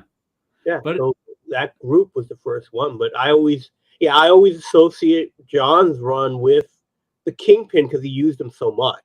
Right. During that time where, here's Spider-Man a little bit older, so it was more of those mob characters. Yeah, but Kingpin and the Rhino were really the only two big ones from the John Romita run. Mm-hmm. There, of course, other villains. The Prowler, that's right. And some of those I didn't even realize weren't always John Romita issues. Like there were some that were created during that time, but he didn't do every issue. Right. Some other people did stuff. Yeah. I think one of my first Spider-Man comics was the first appearance of Rhino. Yeah, I always liked the Rhino. Let's see. Do you production guys know what's going on with Image? I bought a few graphic novels that were self-published, but there's an Image barcode sticker over the old publisher's barcode. Is that common? I don't think so. They must have picked up the stuff that was already printed. Yeah, usually when you see a sticker over it, 9 times out of 10, that's the seller. So that might be the bookstore that has their own code. Well, if it's got an Image sticker, then the indie guy could have had them all in his house or a warehouse. Right. And Image said, we'll distribute them. You could have had them back. Solicit them. Right. That's the only thing I can think of. So they put a sticker over the UPC. Mm-hmm. But I have not seen that. Yeah, I haven't run into that either. I think I already mentioned the kangaroo. How, the kangaroo. What a terrible villain. There's did he do any female villains for Spider-Man? For Spider-Man? I don't remember. Medusa was his. Medusa was his?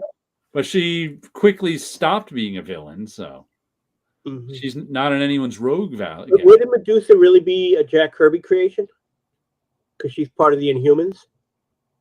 No, I think she first appeared. She first appeared in Spider-Man and then was in. I don't remember. And then became an Inhuman? Or was she in?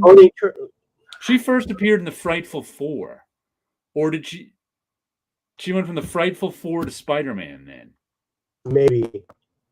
That cover with the John Romita cover with Medusa is beautiful. That's a really good one. With her tying Spider-Man, it's a white cover with her tying Spider-Man up in her hair. You back in fighting form, Wilson? Just about. Dynamic duo. And wait, Paulo was here. He just kind of disappeared on us. Yeah, he must have. All of a sudden, we got a spinning cursor, and he blinked out of existence. So we don't know what happened to Paulo. Medusa's credited as being a Jack Kirby creation. So she must have been in the Frightful Four, and then she appeared in Spider-Man. Yeah. That's how it went.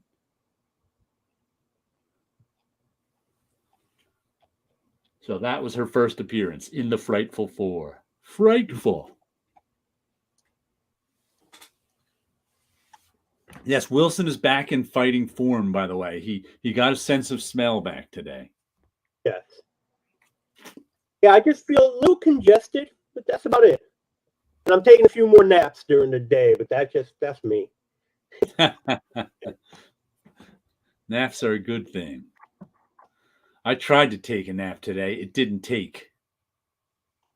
Yeah, Medusa first appeared in Fantastic Four 36. There we go. That's with the Frightful Four, I think. That's where she appeared. Because she was on that team, then she appeared in the Inhumans. They're like, aha, she was undercover with the humans. I remember that. Because I had what was it? The Superhero Women, the Fireside book. It's still on my shelf in there, but I think she was in that. She was on the cover. I remember her being on the cover. I don't think I owned that issue, but I remember seeing the cover because that's a Romita cover. Right. I had that one as a kid. I still have my childhood copy in there on the shelf, but I don't think I've looked through it in years. The Superhero Women. You need to do a comic revisit. Have you ever seen those Marvel first omnibuses that Marvel put out? A few years ago, one of them was that they had like first issues, all the first issues from like 1968 in an omnibus. They had like first issues from the 1970s in an omnibus. They had Marvel First Women. They had first issues of all these female-led comics in an omnibus. One of them was all the 90s first issues. And that was one of the things I have the digital copies of because like once a year around Christmas time, there's usually a big sale at Comixology/Amazon. And I remember I bought a few of them for like $4 a piece. Right. Never really read them because I just hoard them digitally. I'm like, $4, I'll buy that. Yeah, every time Comixology has something for free, I just downloaded it. Me too. And every now and then I go and I look at the free stuff. And at one point with Black Panther, the Black Panther was, and I downloaded them all, and I never opened a single issue. I did the same exact thing. I'm like, never read it. I was like, oh, look, all the Black Panthers are free. May as well get them. I think somebody posted it on Facebook or Twitter or something. I was like, oh, I may as well get them. And then, they've just been sitting there doing nothing. Like, I got excited. I told my sister, oh, let your nephew know, because my nephew is a big Black Panther fan. It's like, so go ahead, download them all. They're available on this thing. And I was excited for it. And it's like, I'm going to just download them myself, too, just to have it. So in case, if she never did it, I'll have it available if he ever comes to visit. Here, they're all on my iPad. I did end up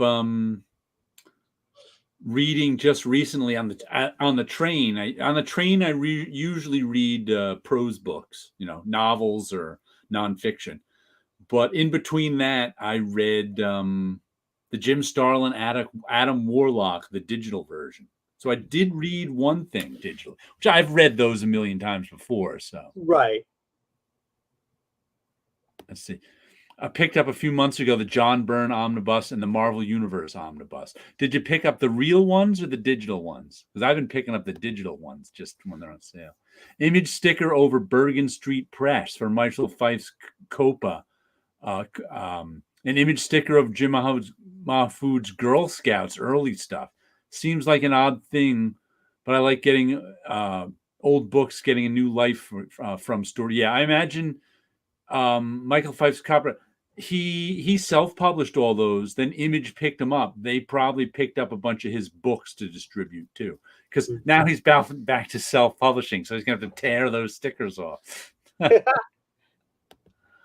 picked up the real ones. They are huge. Yeah, they are. The Marvel Universe Omnibus, is that the official handbook, or is that comics? I don't know what the Marvel Universe one is. I haven't seen that one. No, I'm not sure which one that is.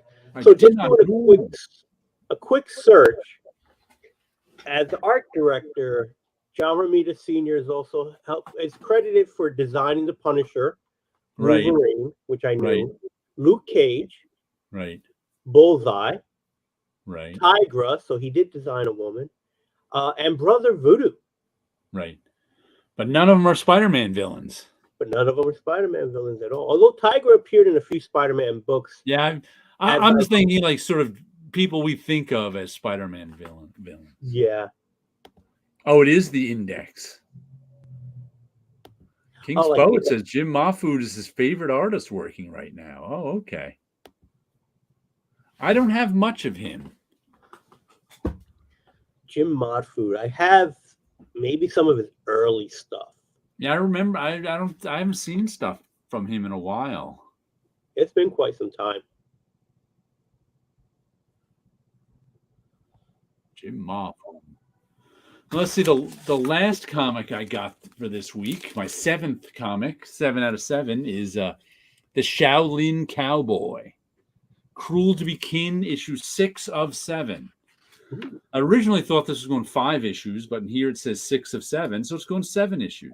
In this issue, we get a giant pig. That's some pig. And this guy who turns into a giant slug insect monster. Oh wow! This is just a visually terrific story. Yeah.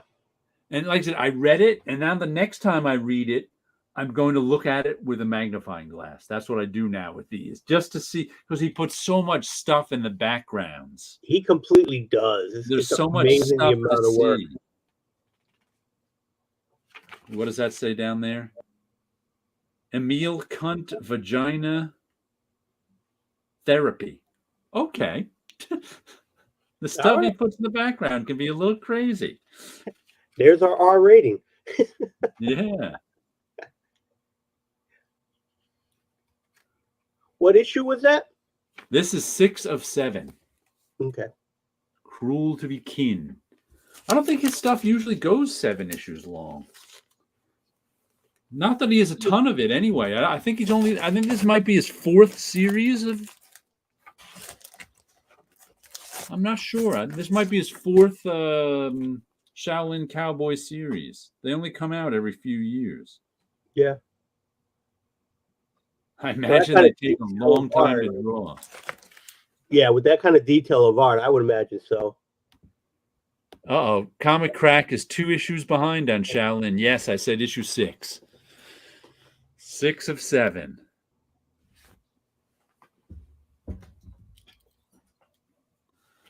Of the Shaolin. Have you ever read any Shaolin Cowboy? I may have picked up the very first issue back when they were starting that series. Right. Back when I think it was always Dark Horse or the Wachowski brothers, I think, tried to start an imprint at one point. And Spencer Lamb was the editor. So Spencer was the editor of that. So I believe I got a couple of those issues. There was a Frankenstein book as well. I think I only picked up those, but I never stuck with it. A few years ago, Spencer Lamb gave me a call because I forget what comics there were. He's like, did I borrow these comics? He was looking to return some comics he borrowed from someone, but he didn't remember who he borrowed them from.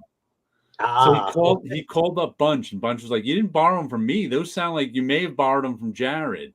So he called up. He got, Bunch gave him my number. He called up me. We ended up talking for a while, and he ended up sending me a copy of. He had just put together his hardcover collection of the Matrix comics that he edited. Oh, okay. And I'd never read them before. They were good. They were well done. Mm-hmm. I mean, they had all names you'd recognize on them too, so it's no right.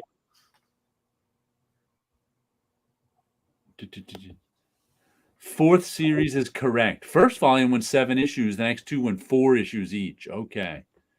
Burly Man was the company that had put out the first series. Okay, that's Spencer. Yeah, that was Spencer Lamb and the Matrix stuff is Burly Man. Okay. Has anyone seen Serious Creatures? Tony McMillan? I have not seen Serious Creatures. 2004 was... I know I bought...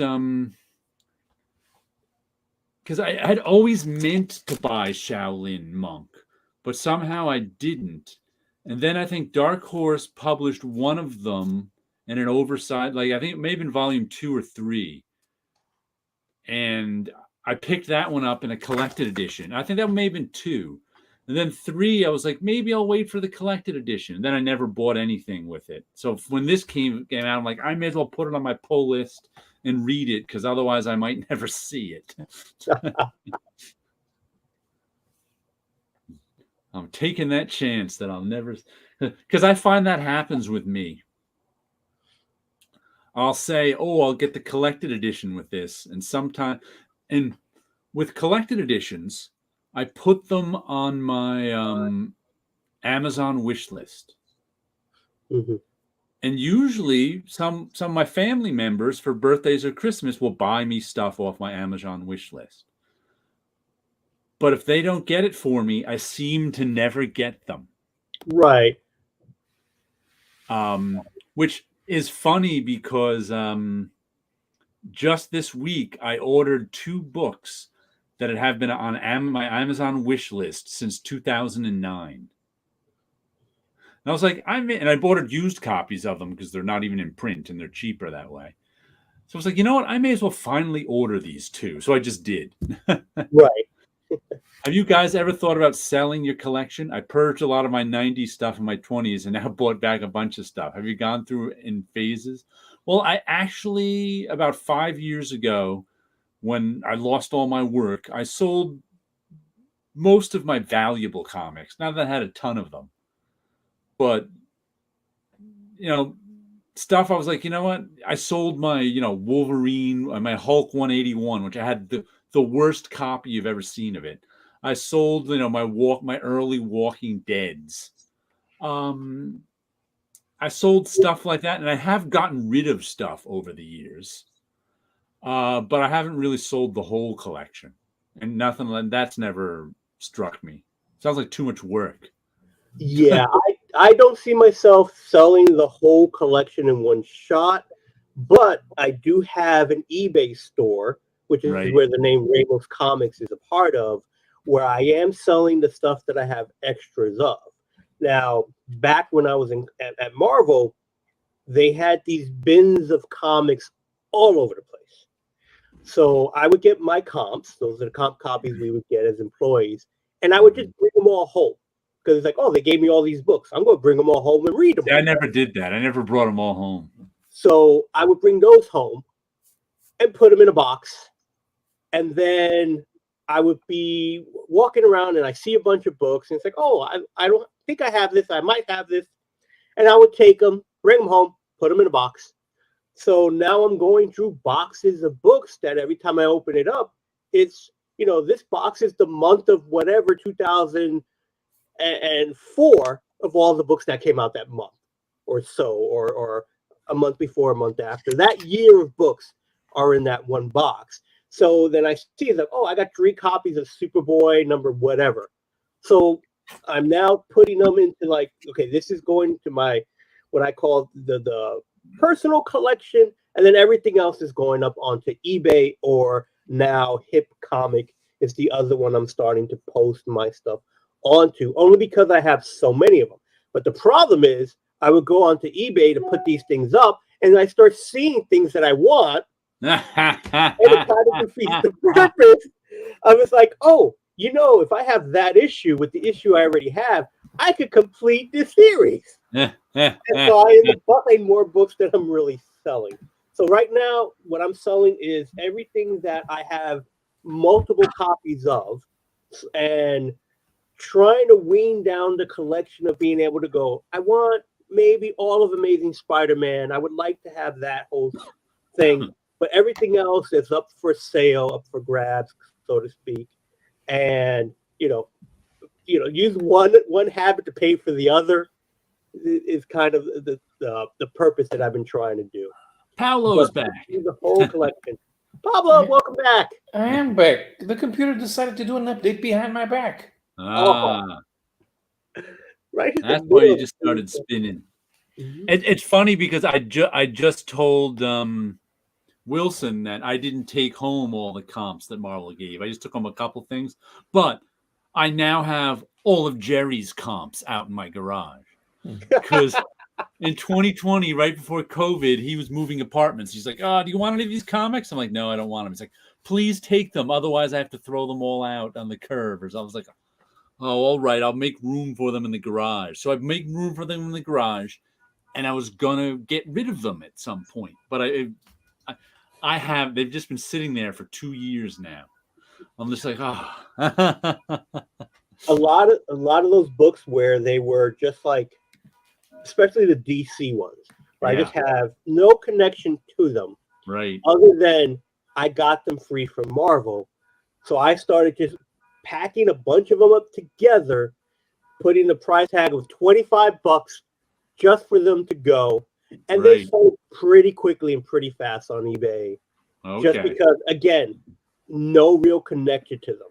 I do look at them because I did well when I sold off the first appearance of Harley Quinn. Yes, if I held on to it, I would have made more money now. But at the same time, you will end up never getting rid of the books. So I basically was just like, so I would pick and choose which ones will get the high point to go. And I don't get them slabbed. Yeah, I could technically make more money that way, but that seems like work. Right. And I'm lazy. So I'd rather just go, here's the first issue or here's the first appearance. You go get it slabbed. Yeah, you can make money. You go get it slabbed. You go make money. I'm happy with what I made because, again, it cost me very little, almost nothing, other than, what I left at Marvel. The part of the soul I left at Marvel is what it cost me. But again, I have some of my students are comic fans. I was like, you know what? I should bring them some books and just give, because I have so many, like, I just pulled this stack out.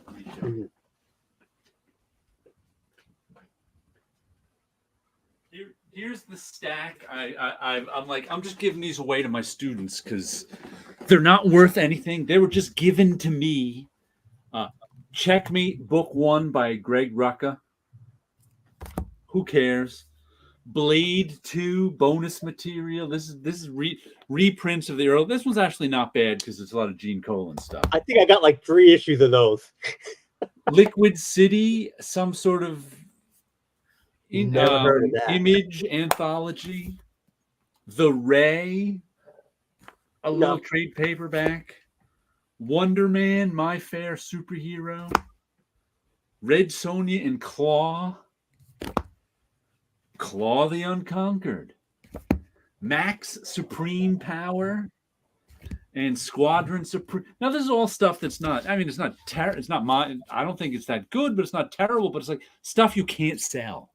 The Squadron Supreme might be worth something. We'll have to. I've checked before. If it's worth something, it only became worth something in the last few years. It might be. I'm not. Some reason it just triggered a memory that might be. But yeah, there was a time where I would give out comic books for Halloween. I would always have a box of comics by the door to give them out for Halloween. But we don't get kids into my building anymore, so it's like. But for a while, I was just giving out comics. I would go through them to make sure they're the right comics because, that was the great thing about the comics code. You know what book you could just give out. Yeah. Because again, when you're gathering books, I wouldn't even say collecting. I'm just gathering books at Marvel. Because like I said, we got the comps. We would buy books. If you meet anybody at a con, they would give you books as well and trade off books and stuff like that. Comic Crack is constantly selling stuff. We know he had stuff CGC'd too. He even he was even Mr. CGC for a while when he's selling a friend's collection. He had some stuff CG. So I've sold stuff and rebought over the years. Hey, Paolo. have a mini comic con in the garage, $1 each. I'll start driving now. I can remember Marie Javins telling me, this was before she was editor-in-chief of DC Comics. She would sell her trade paperbacks $5 a piece on a stoop sale. Mm-hmm. Because that was the only way she could get rid of. That's like if you're in she was in Jersey City, but if you're in anywhere you've got a stoop in a city, the best way to get rid of those trade paperbacks is to sit out on the stoop and sell them for $5 a piece, because that's what people expect to pay for trade paperbacks, right? Which makes them very hard to sell on eBay because of shipping. Yeah. I'll fill a short box for $50. Happy Friday. Hell yeah, you should, Jared. That's a great idea. Yeah, I'll just give them away to my students. Also a great idea, Wilson.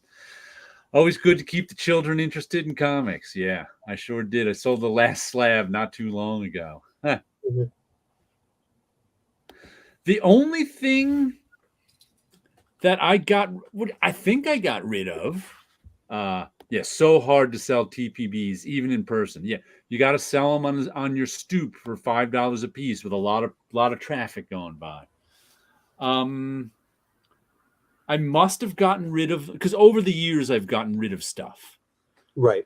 Sometimes just giving it away. Sometimes sold it. In the old days, I used to just give it away because I don't care. I was like, it wasn't worth anything. I don't want it anymore.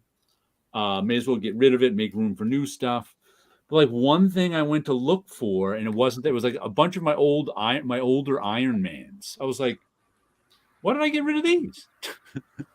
I want to look at them now. That's the only book. I'm like, I don't remember getting rid of them, but I must have, because they're not there. Right. But I'm like, why did I get rid of my Iron Mans? I want to look at these. I've been recently looking for my Johnny Quests. I don't know what happened to them. I'm like, they're here somewhere. Right. Because usually in my database, I have the location of where any particular comic is. Mm-hmm. But sometimes I rearrange stuff and I forget to update the location. So I'm like, I haven't been able to find them. I've like looked in every location I know. I even pulled out some boxes that I thought they might have been put in. They weren't in any of the boxes. They weren't on any. I'm like, where'd my Johnny Quests go? Dig them out from somewhere. I don't know where. They disappeared from your house and they appeared magically in Howler Mouse's collection. That must be it. That's how we managed to complete his collection. That's why he only needed issue number 31, which was the one issue I'm missing. I think you're onto something, Paolo. But it's funny, as I was also, my books are not in it. I have no database for where my like collected editions are, because most of my collected editions or hard or any kind of books have to be shelved by size, because you can't put a 6-inch book next to a 17-inch book, because you need those 17-inch shelves for all the other 17-inch books. You can't stick a 6-inch book there. No. So that has to go on the 6-inch shelf.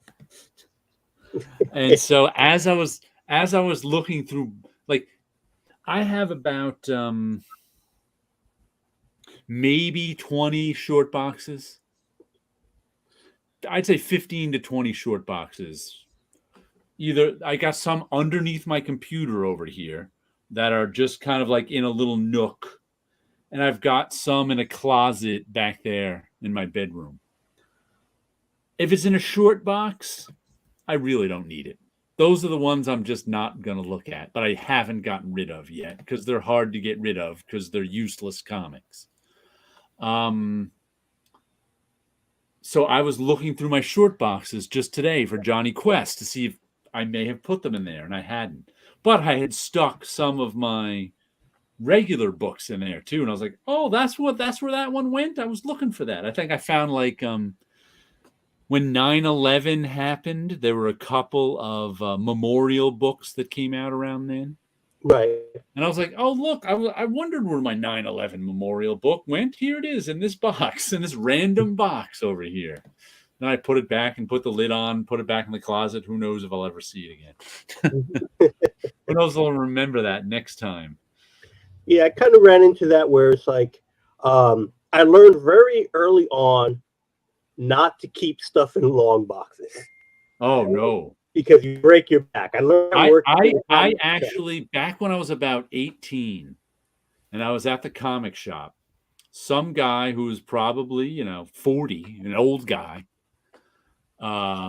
said to me and whoever else was there, never buy long boxes. He's like, you're young now, but long boxes will eventually break your back. And I went, that sounds like a good idea to me. Yeah. And I've never bought a long box.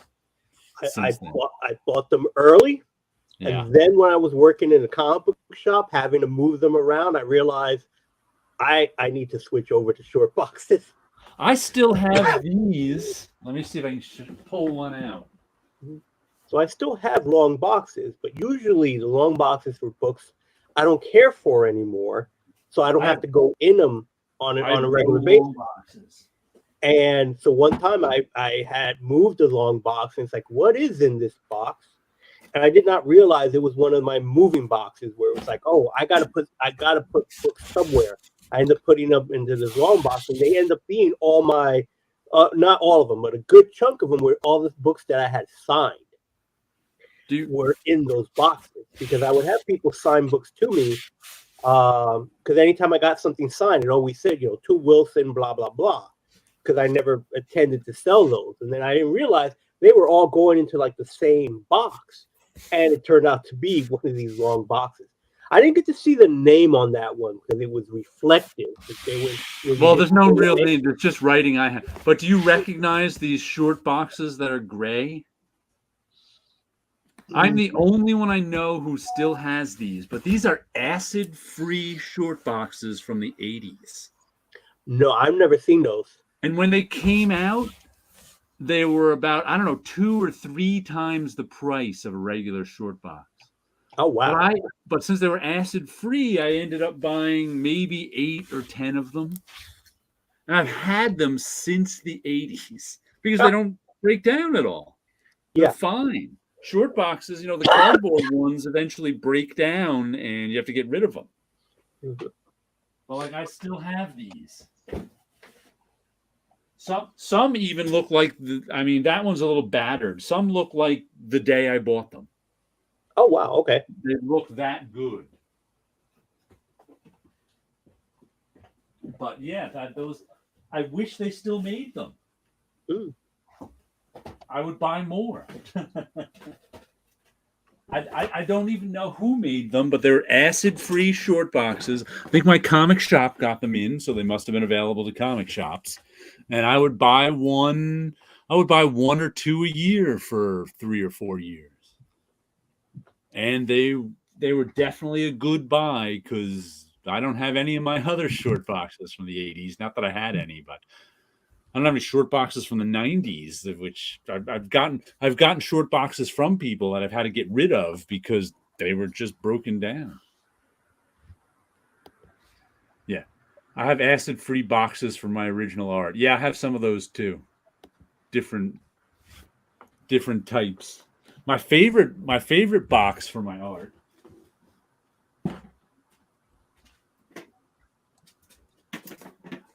This is where I have my working pieces in. This is my aluminum 11x17 art box.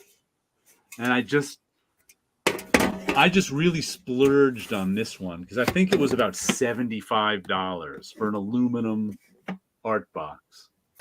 Right? And this is where I keep the stuff I'm currently working on. Oops. All my Dreams of Things covers that need to be inked or penciled or stuff like that. So this is my, I pick this up every day and pick something out of it. Right. But whoops. For some reason I really like this. I've got some, plastic ones or cardboard ones like this, but this aluminum one is just the coolest. Nice. If they weren't $75 a piece, I'd have all sorts of aluminum boxes.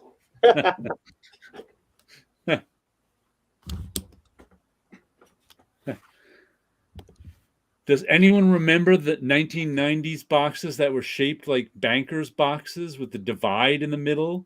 It was like a long box, only split in two wide. Ooh, I don't remember those. But that just reminded me. One of the I said I had Jerry's old comics. Jerry, who worked with us in the bullpen. One of the problems with it, because I was thinking, I was going to sell them or something, get rid of them. But they were all in, Xerox paper boxes that we used to get all the time at Marvel from all the Xerox paper they used. And, they weren't banked or boarded or anything. So they just sat in those boxes and moved around every time he wanted to move them. So it's like none of the comics are really in anywhere near mint condition. They're all kind of mid-grade from all the rubbing they did together as they're in those boxes, obviously moved from place to place. So I was like, you know what? These aren't even like mint condition runs of things. Right. They're just mid-grade runs of things. It's like, nobody really wants these. And they're not like... Those are now for arts and crafts. Yeah, and they're not Amazing Spider-Man and Batman either. They're like random old DC stuff, and there's a lot of Strange series and a lot of essential editions too. A lot of the black and white essentials are in there that nobody's as interested in anymore. Like no one wants the X-Men in black and white.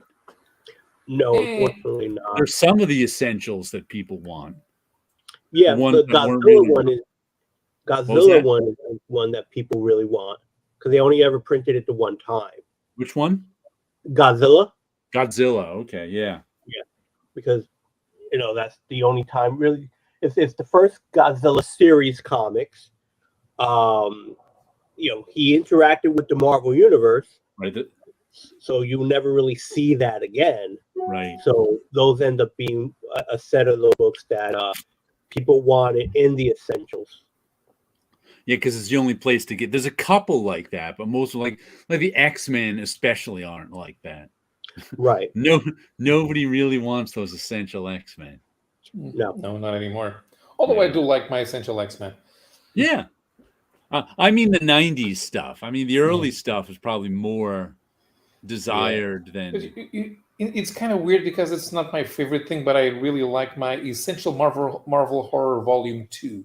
Okay. Because it's the only reprint for some very obscure properties, right? Like Brother Voodoo. I've got an Essential Monster of Frankenstein. That's pretty cool. Yeah, and that has. I don't think the Monster of Frankenstein has been reprinted in color. Yeah. But the stories that they're only like 5 or 6 stories with these characters, and it's Brother Voodoo, the Golem, the Scarecrow. What was the other? I still have to the Living Mummy. And they only appear in that Marvel because it was the Marvel horror books. The first one has Son of Satan and Satana because she's related to Damon Elstrom, and the second one is this bunch of small characters that only appeared in 5 or 6 stories, and they were never going to be reprinted anywhere. But when I saw it, I just had to buy it. I mean, yeah, the stories aren't that interesting, but they're fun to look at. Yeah, they're art books. That's what I was thinking. Actually, they're art books with all the Ron Wilson art. On excavations, we all had those to keep artifacts and paperworks in. The only difference with mine was a clip on the top to write paperwork on. They're indestructible. Yeah, they are good, those aluminum boxes. I like the essentials because you can see artwork without the color. Yeah, I like the essentials too. And if they were made the correct way, meaning shooting them from film, but some of those essentials are in gray because they only had one of the plates. I was the one who had to do that. I know. I had to scan in the comic books and set them up to print from the comic book scans. It was like, oh, brutal, Juice, brutal. How exactly does thixtonizing work? He would bleach the actual printed comic book page. Oh boy! So he would, he had a solution. He would soak the comic book page in that made the color go away and left the black behind. Ah. Okay, I do not like that. So you had to destroy the comic in order to, yeah. Didn't he die a few years ago? Greg Thixton, I think so. Yeah. Beaks and I. Yeah, that's how that worked. I remember reading about it a long time ago. Huh. Oops. Oops. Had one of those as well. Kept sandwiches and snacks inside his aluminum box. He had a lunch box. You can't keep original art in a lunch box. That's a lot of bread. Beaks and eyes. Yeah, he was like one of the go-to guys for reprinting old stuff before the digital age. Nowadays, it's easier, but just as labor-intensive to print from an old comic book page. Have you seen that guy who I've been following him on Twitter? I forget, Omaha Bound, I think is his name on Twitter. Have a good night, Comic Crack. Movie time with the family. I think Omaha Bound is his name. He runs a binding place and he binds comics and stuff, but he also does digital restoration from scans of the comics. And he's been working on what he calls his 3-year Micronauts project, where he scanned in all of the Micronauts comics and has been cleaning them up to make his own bound volume of them. Okay. What he also does is he makes bound volume, like if he can get a bunch of some comic, he'll, like, I think he did it with Black Badge, the Matt Kint comic. And he may have been doing one with, matter of fact, I think he did one with Bad Idea he just showed, where he actually designs his own binding and binds them like in his own, like I think the Bad Idea ones were weird in that it had Bad Idea, the way they did it last year was they had the first 5 comics and the final 5 comics. And he somehow bound them in the same book side by side. I forget how, I'd have to look at it again, but it was really weird looking. But a lot of times, like the mind management ones, he got a bunch of the issues, chopped them up and bound them and had like this crazy design done with die cuts and this, and they're expensive, and really fancy, but very cool looking. Oh, okay. I don't think I follow him, but I've seen, when you said the bound books, I've seen his stuff pop up. Yeah. Even though I have a Twitter, I don't read Twitter. Okay. So I don't, I don't consume my media through Twitter. So right. I don't, like I said, everything kind of filters to Twitter. So when I post something up somewhere, I'll eventually get there. But I don't have any real interactions with people there. But I have found his website, and it's like there's some cool looking stuff on there. Hmm. Do any of you have a favorite superhero or villain? No? I don't. No. Yes, I do. Dr. Doom is my favorite superhero. Dr. Doom is your favorite superhero. I would say my favorite superhero is Spider-Man, or at least my favorite childhood superhero is Spider-Man. My favorite villain is Dr. Doom.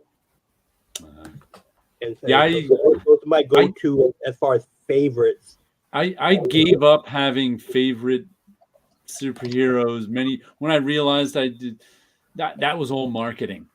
I liked what Ben Grimm from Sleepy Reader. I like what the artists and I like what the creators do. Yeah. They can give me a good comic book. I don't care who it stars. I mean, as a kid, I had favorite superheroes until I realized that, you know what? It mattered way more who the creator was. Uh-huh.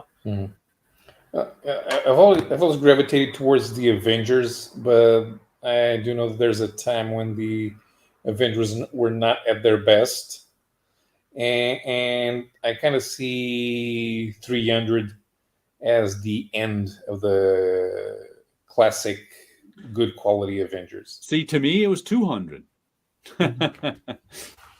That's when I stopped reading the Avengers. Spider-Man and Doc Ock.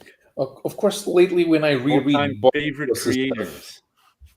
Now, Bob Harris was after the 300. It was on the 300 after 300. He started on 343 or something. But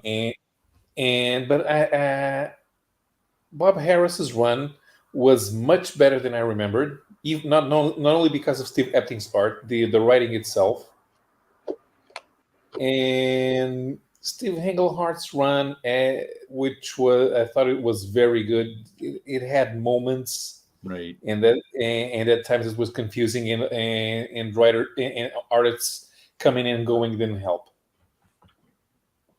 For all-time favorite creators, I just have to name the creators who are an automatic buy for me, like Stan Sakai, Carla Speed McNeil, Terry Moore, who else? Peter Bagg, Daniel Clowes. There are certain creators who are just like an automatic buy, sight unseen. Creators, mine is Bill Sienkiewicz, hands down. See, Walt Simonson, John Byrne. See, they're not automatic buys for me because they're not indie guys. Like Walt Simonson is an automatic buy for me since he started doing Ragnarok. But I never bought his DC stuff. Yeah, that part for me is still on the haven't bought his DC stuff yet. Right. Rick Geary. I'm just looking over myself. Seth is an automatic buy for me. Mr. Palookaville. So those are probably my favorite. Like I said, guys, the Marvel and DC guys aren't automatic buys for me. Mm-hmm. There was a time when Warren Ellis would have been an automatic buy, and then it got to a time when he stopped being an automatic buy. Warren Ellis to me is an almost automatic buy. For me, it's like I have favorite artists. I don't think I have anyone that's an automatic buy. Maybe Michael Golden is an automatic buy when I see especially his covers. As favorites are concerned, John Romita Sr. is my favorite comic book artist, but he's not doing anything. Right. So this to me is not an automatic buy. Where Michael Golden, even though he's still doing stuff, to me it's like when I'm happy when I find an old Michael Golden cover somewhere that I wasn't aware was around. So it's like, I'll spot a Golden cover. It's like, oh, that's cool. I'll get that. But as far as favorites are concerned, that makes an automatic buy. Maybe John Romita Jr. was that for me at a time. Mm-hmm. That I would get anything that he was doing. But then again, I wasn't getting his Superman stuff. Right now, looking through the closest I get to automatic buys this week are Sean Martinborough and Jeff Darrow, but they're both really not automatic buys for me. But they're as close as I get this week because I'll probably pick up their next projects. We'll have to see, but they're as close as we get this week. And another favorite of mine is Mike Zeck, but I was buying all his books at Marvel anyway at that time. Old school, like in the old days, automatic buys for me would be John Byrne. Yeah. But he stopped being after I stopped buying Marvel and DC. Mm-hmm. Jack Kirby, of course, was an automatic buy. For John Byrne, I did follow him to his own personal the Next Men. I didn't either. I stopped with partway through the Fantastic Four. Oh, okay. So I stuck with Byrne all the way to. I did stay Stan Sakai at the beginning. I believe. If I didn't stay Stan Sakai, he's an automatic buy for me too. And Walt Simonson was an automatic buy again back then, kind of a thing. Right. You don't buy enough comics these days to have an automatic buy. You're spending all your money on Galactus toys. You got no money for comics. I got no money to read comics, so I'm reenacting all my stories. When you have guys who are fan favorites, I end up noticing that the stuff that I like from them is not the stuff that got them famous. Yeah. Like, to me, Frank Miller's best work is not drawn by him. Oh. And it's science fiction. Which? Ronin? Martha Washington. Martha Washington? Yes. Martha Washington is Frank Miller's best work. I read that for the first time just a couple years ago. Once again, that was a book I took out of the library, the complete Martha Washington. I really liked it. I had only read some of it before then as it was coming out. And in the 90s, it didn't really grab me. Mm-hmm. Yeah, well, I had seen that Martha Washington was something that I would notice on a Wizard that it existed. But then Dark Horse then put out a full volume with all the stories. And I bought it. Right. And I read it, and I couldn't put it down. Right. That's the volume I read a couple. I've also learned to appreciate Dave Gibbons a lot more than I did in the 90s. I think that comes from the fact that I was not a big Watchmen fan. That it's funny. Did you see that Tim just did a hour and 20-minute Watchmen video showing off all this Watchmen stuff? And to me, Watchmen is an art book now. I have no interest in reading it. Mm-hmm. And I bought Watchmen as it was coming out, and I liked it well enough. And then I read it once more a couple years later, and that was enough for me. I'm fine never reading Watchmen again. But then once again, the library, I took the Absolute Watchmen out of the library 2 years ago. Which is the big oversized hardcover one.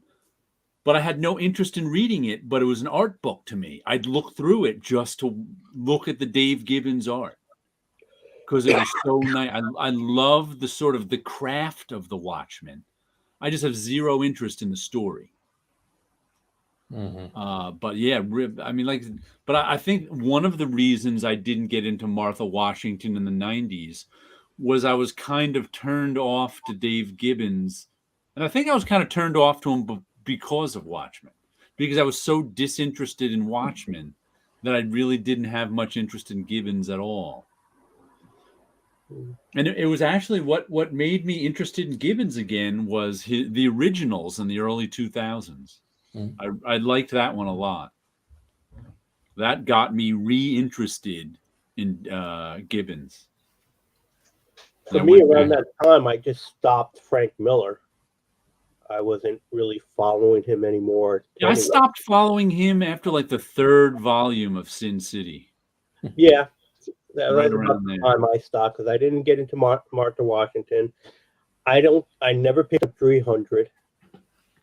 And it was a interview with Frank Miller that made me stop following him too, but realized I kind of had enough. Not because he was offensive or anything, but he was talking about comics and how comics had to get more mature and more adult and this and that. Meanwhile, his Sin City, he was putting out a comic that was starring killer prostitutes in lingerie. Mm-hmm. And it was this is mature. The least adult thing I've ever read from Frank Miller.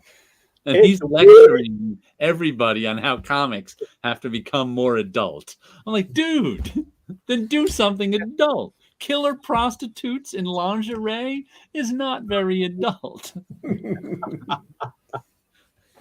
It says teenage boy, is it? And that just kind of that. I'm not saying that made me stop. I was already disinterested in Sin City because it was starring killer prostitutes in lingerie, and not exactly the most interesting thing in the world. But that just made me go, Sin City is not going to be interesting to me anymore. If this is his idea of what mature adult comics should be. Right.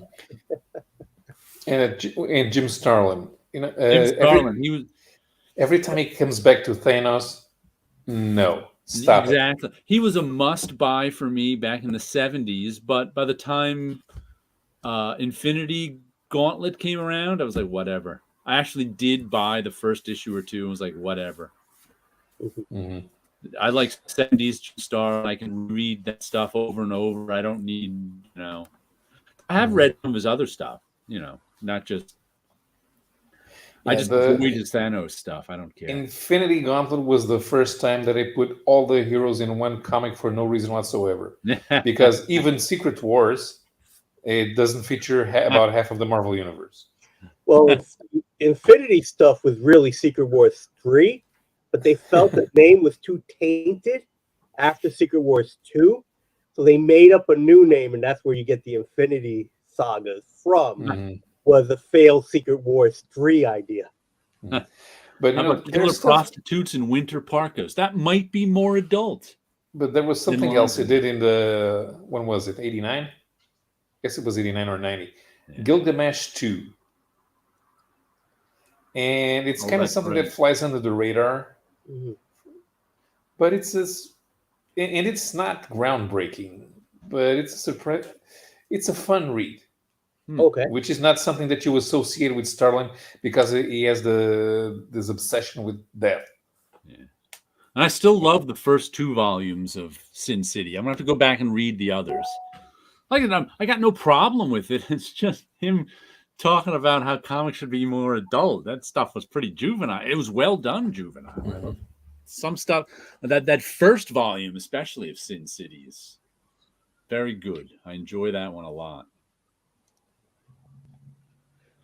Marv chaining himself to Spider-Man was good.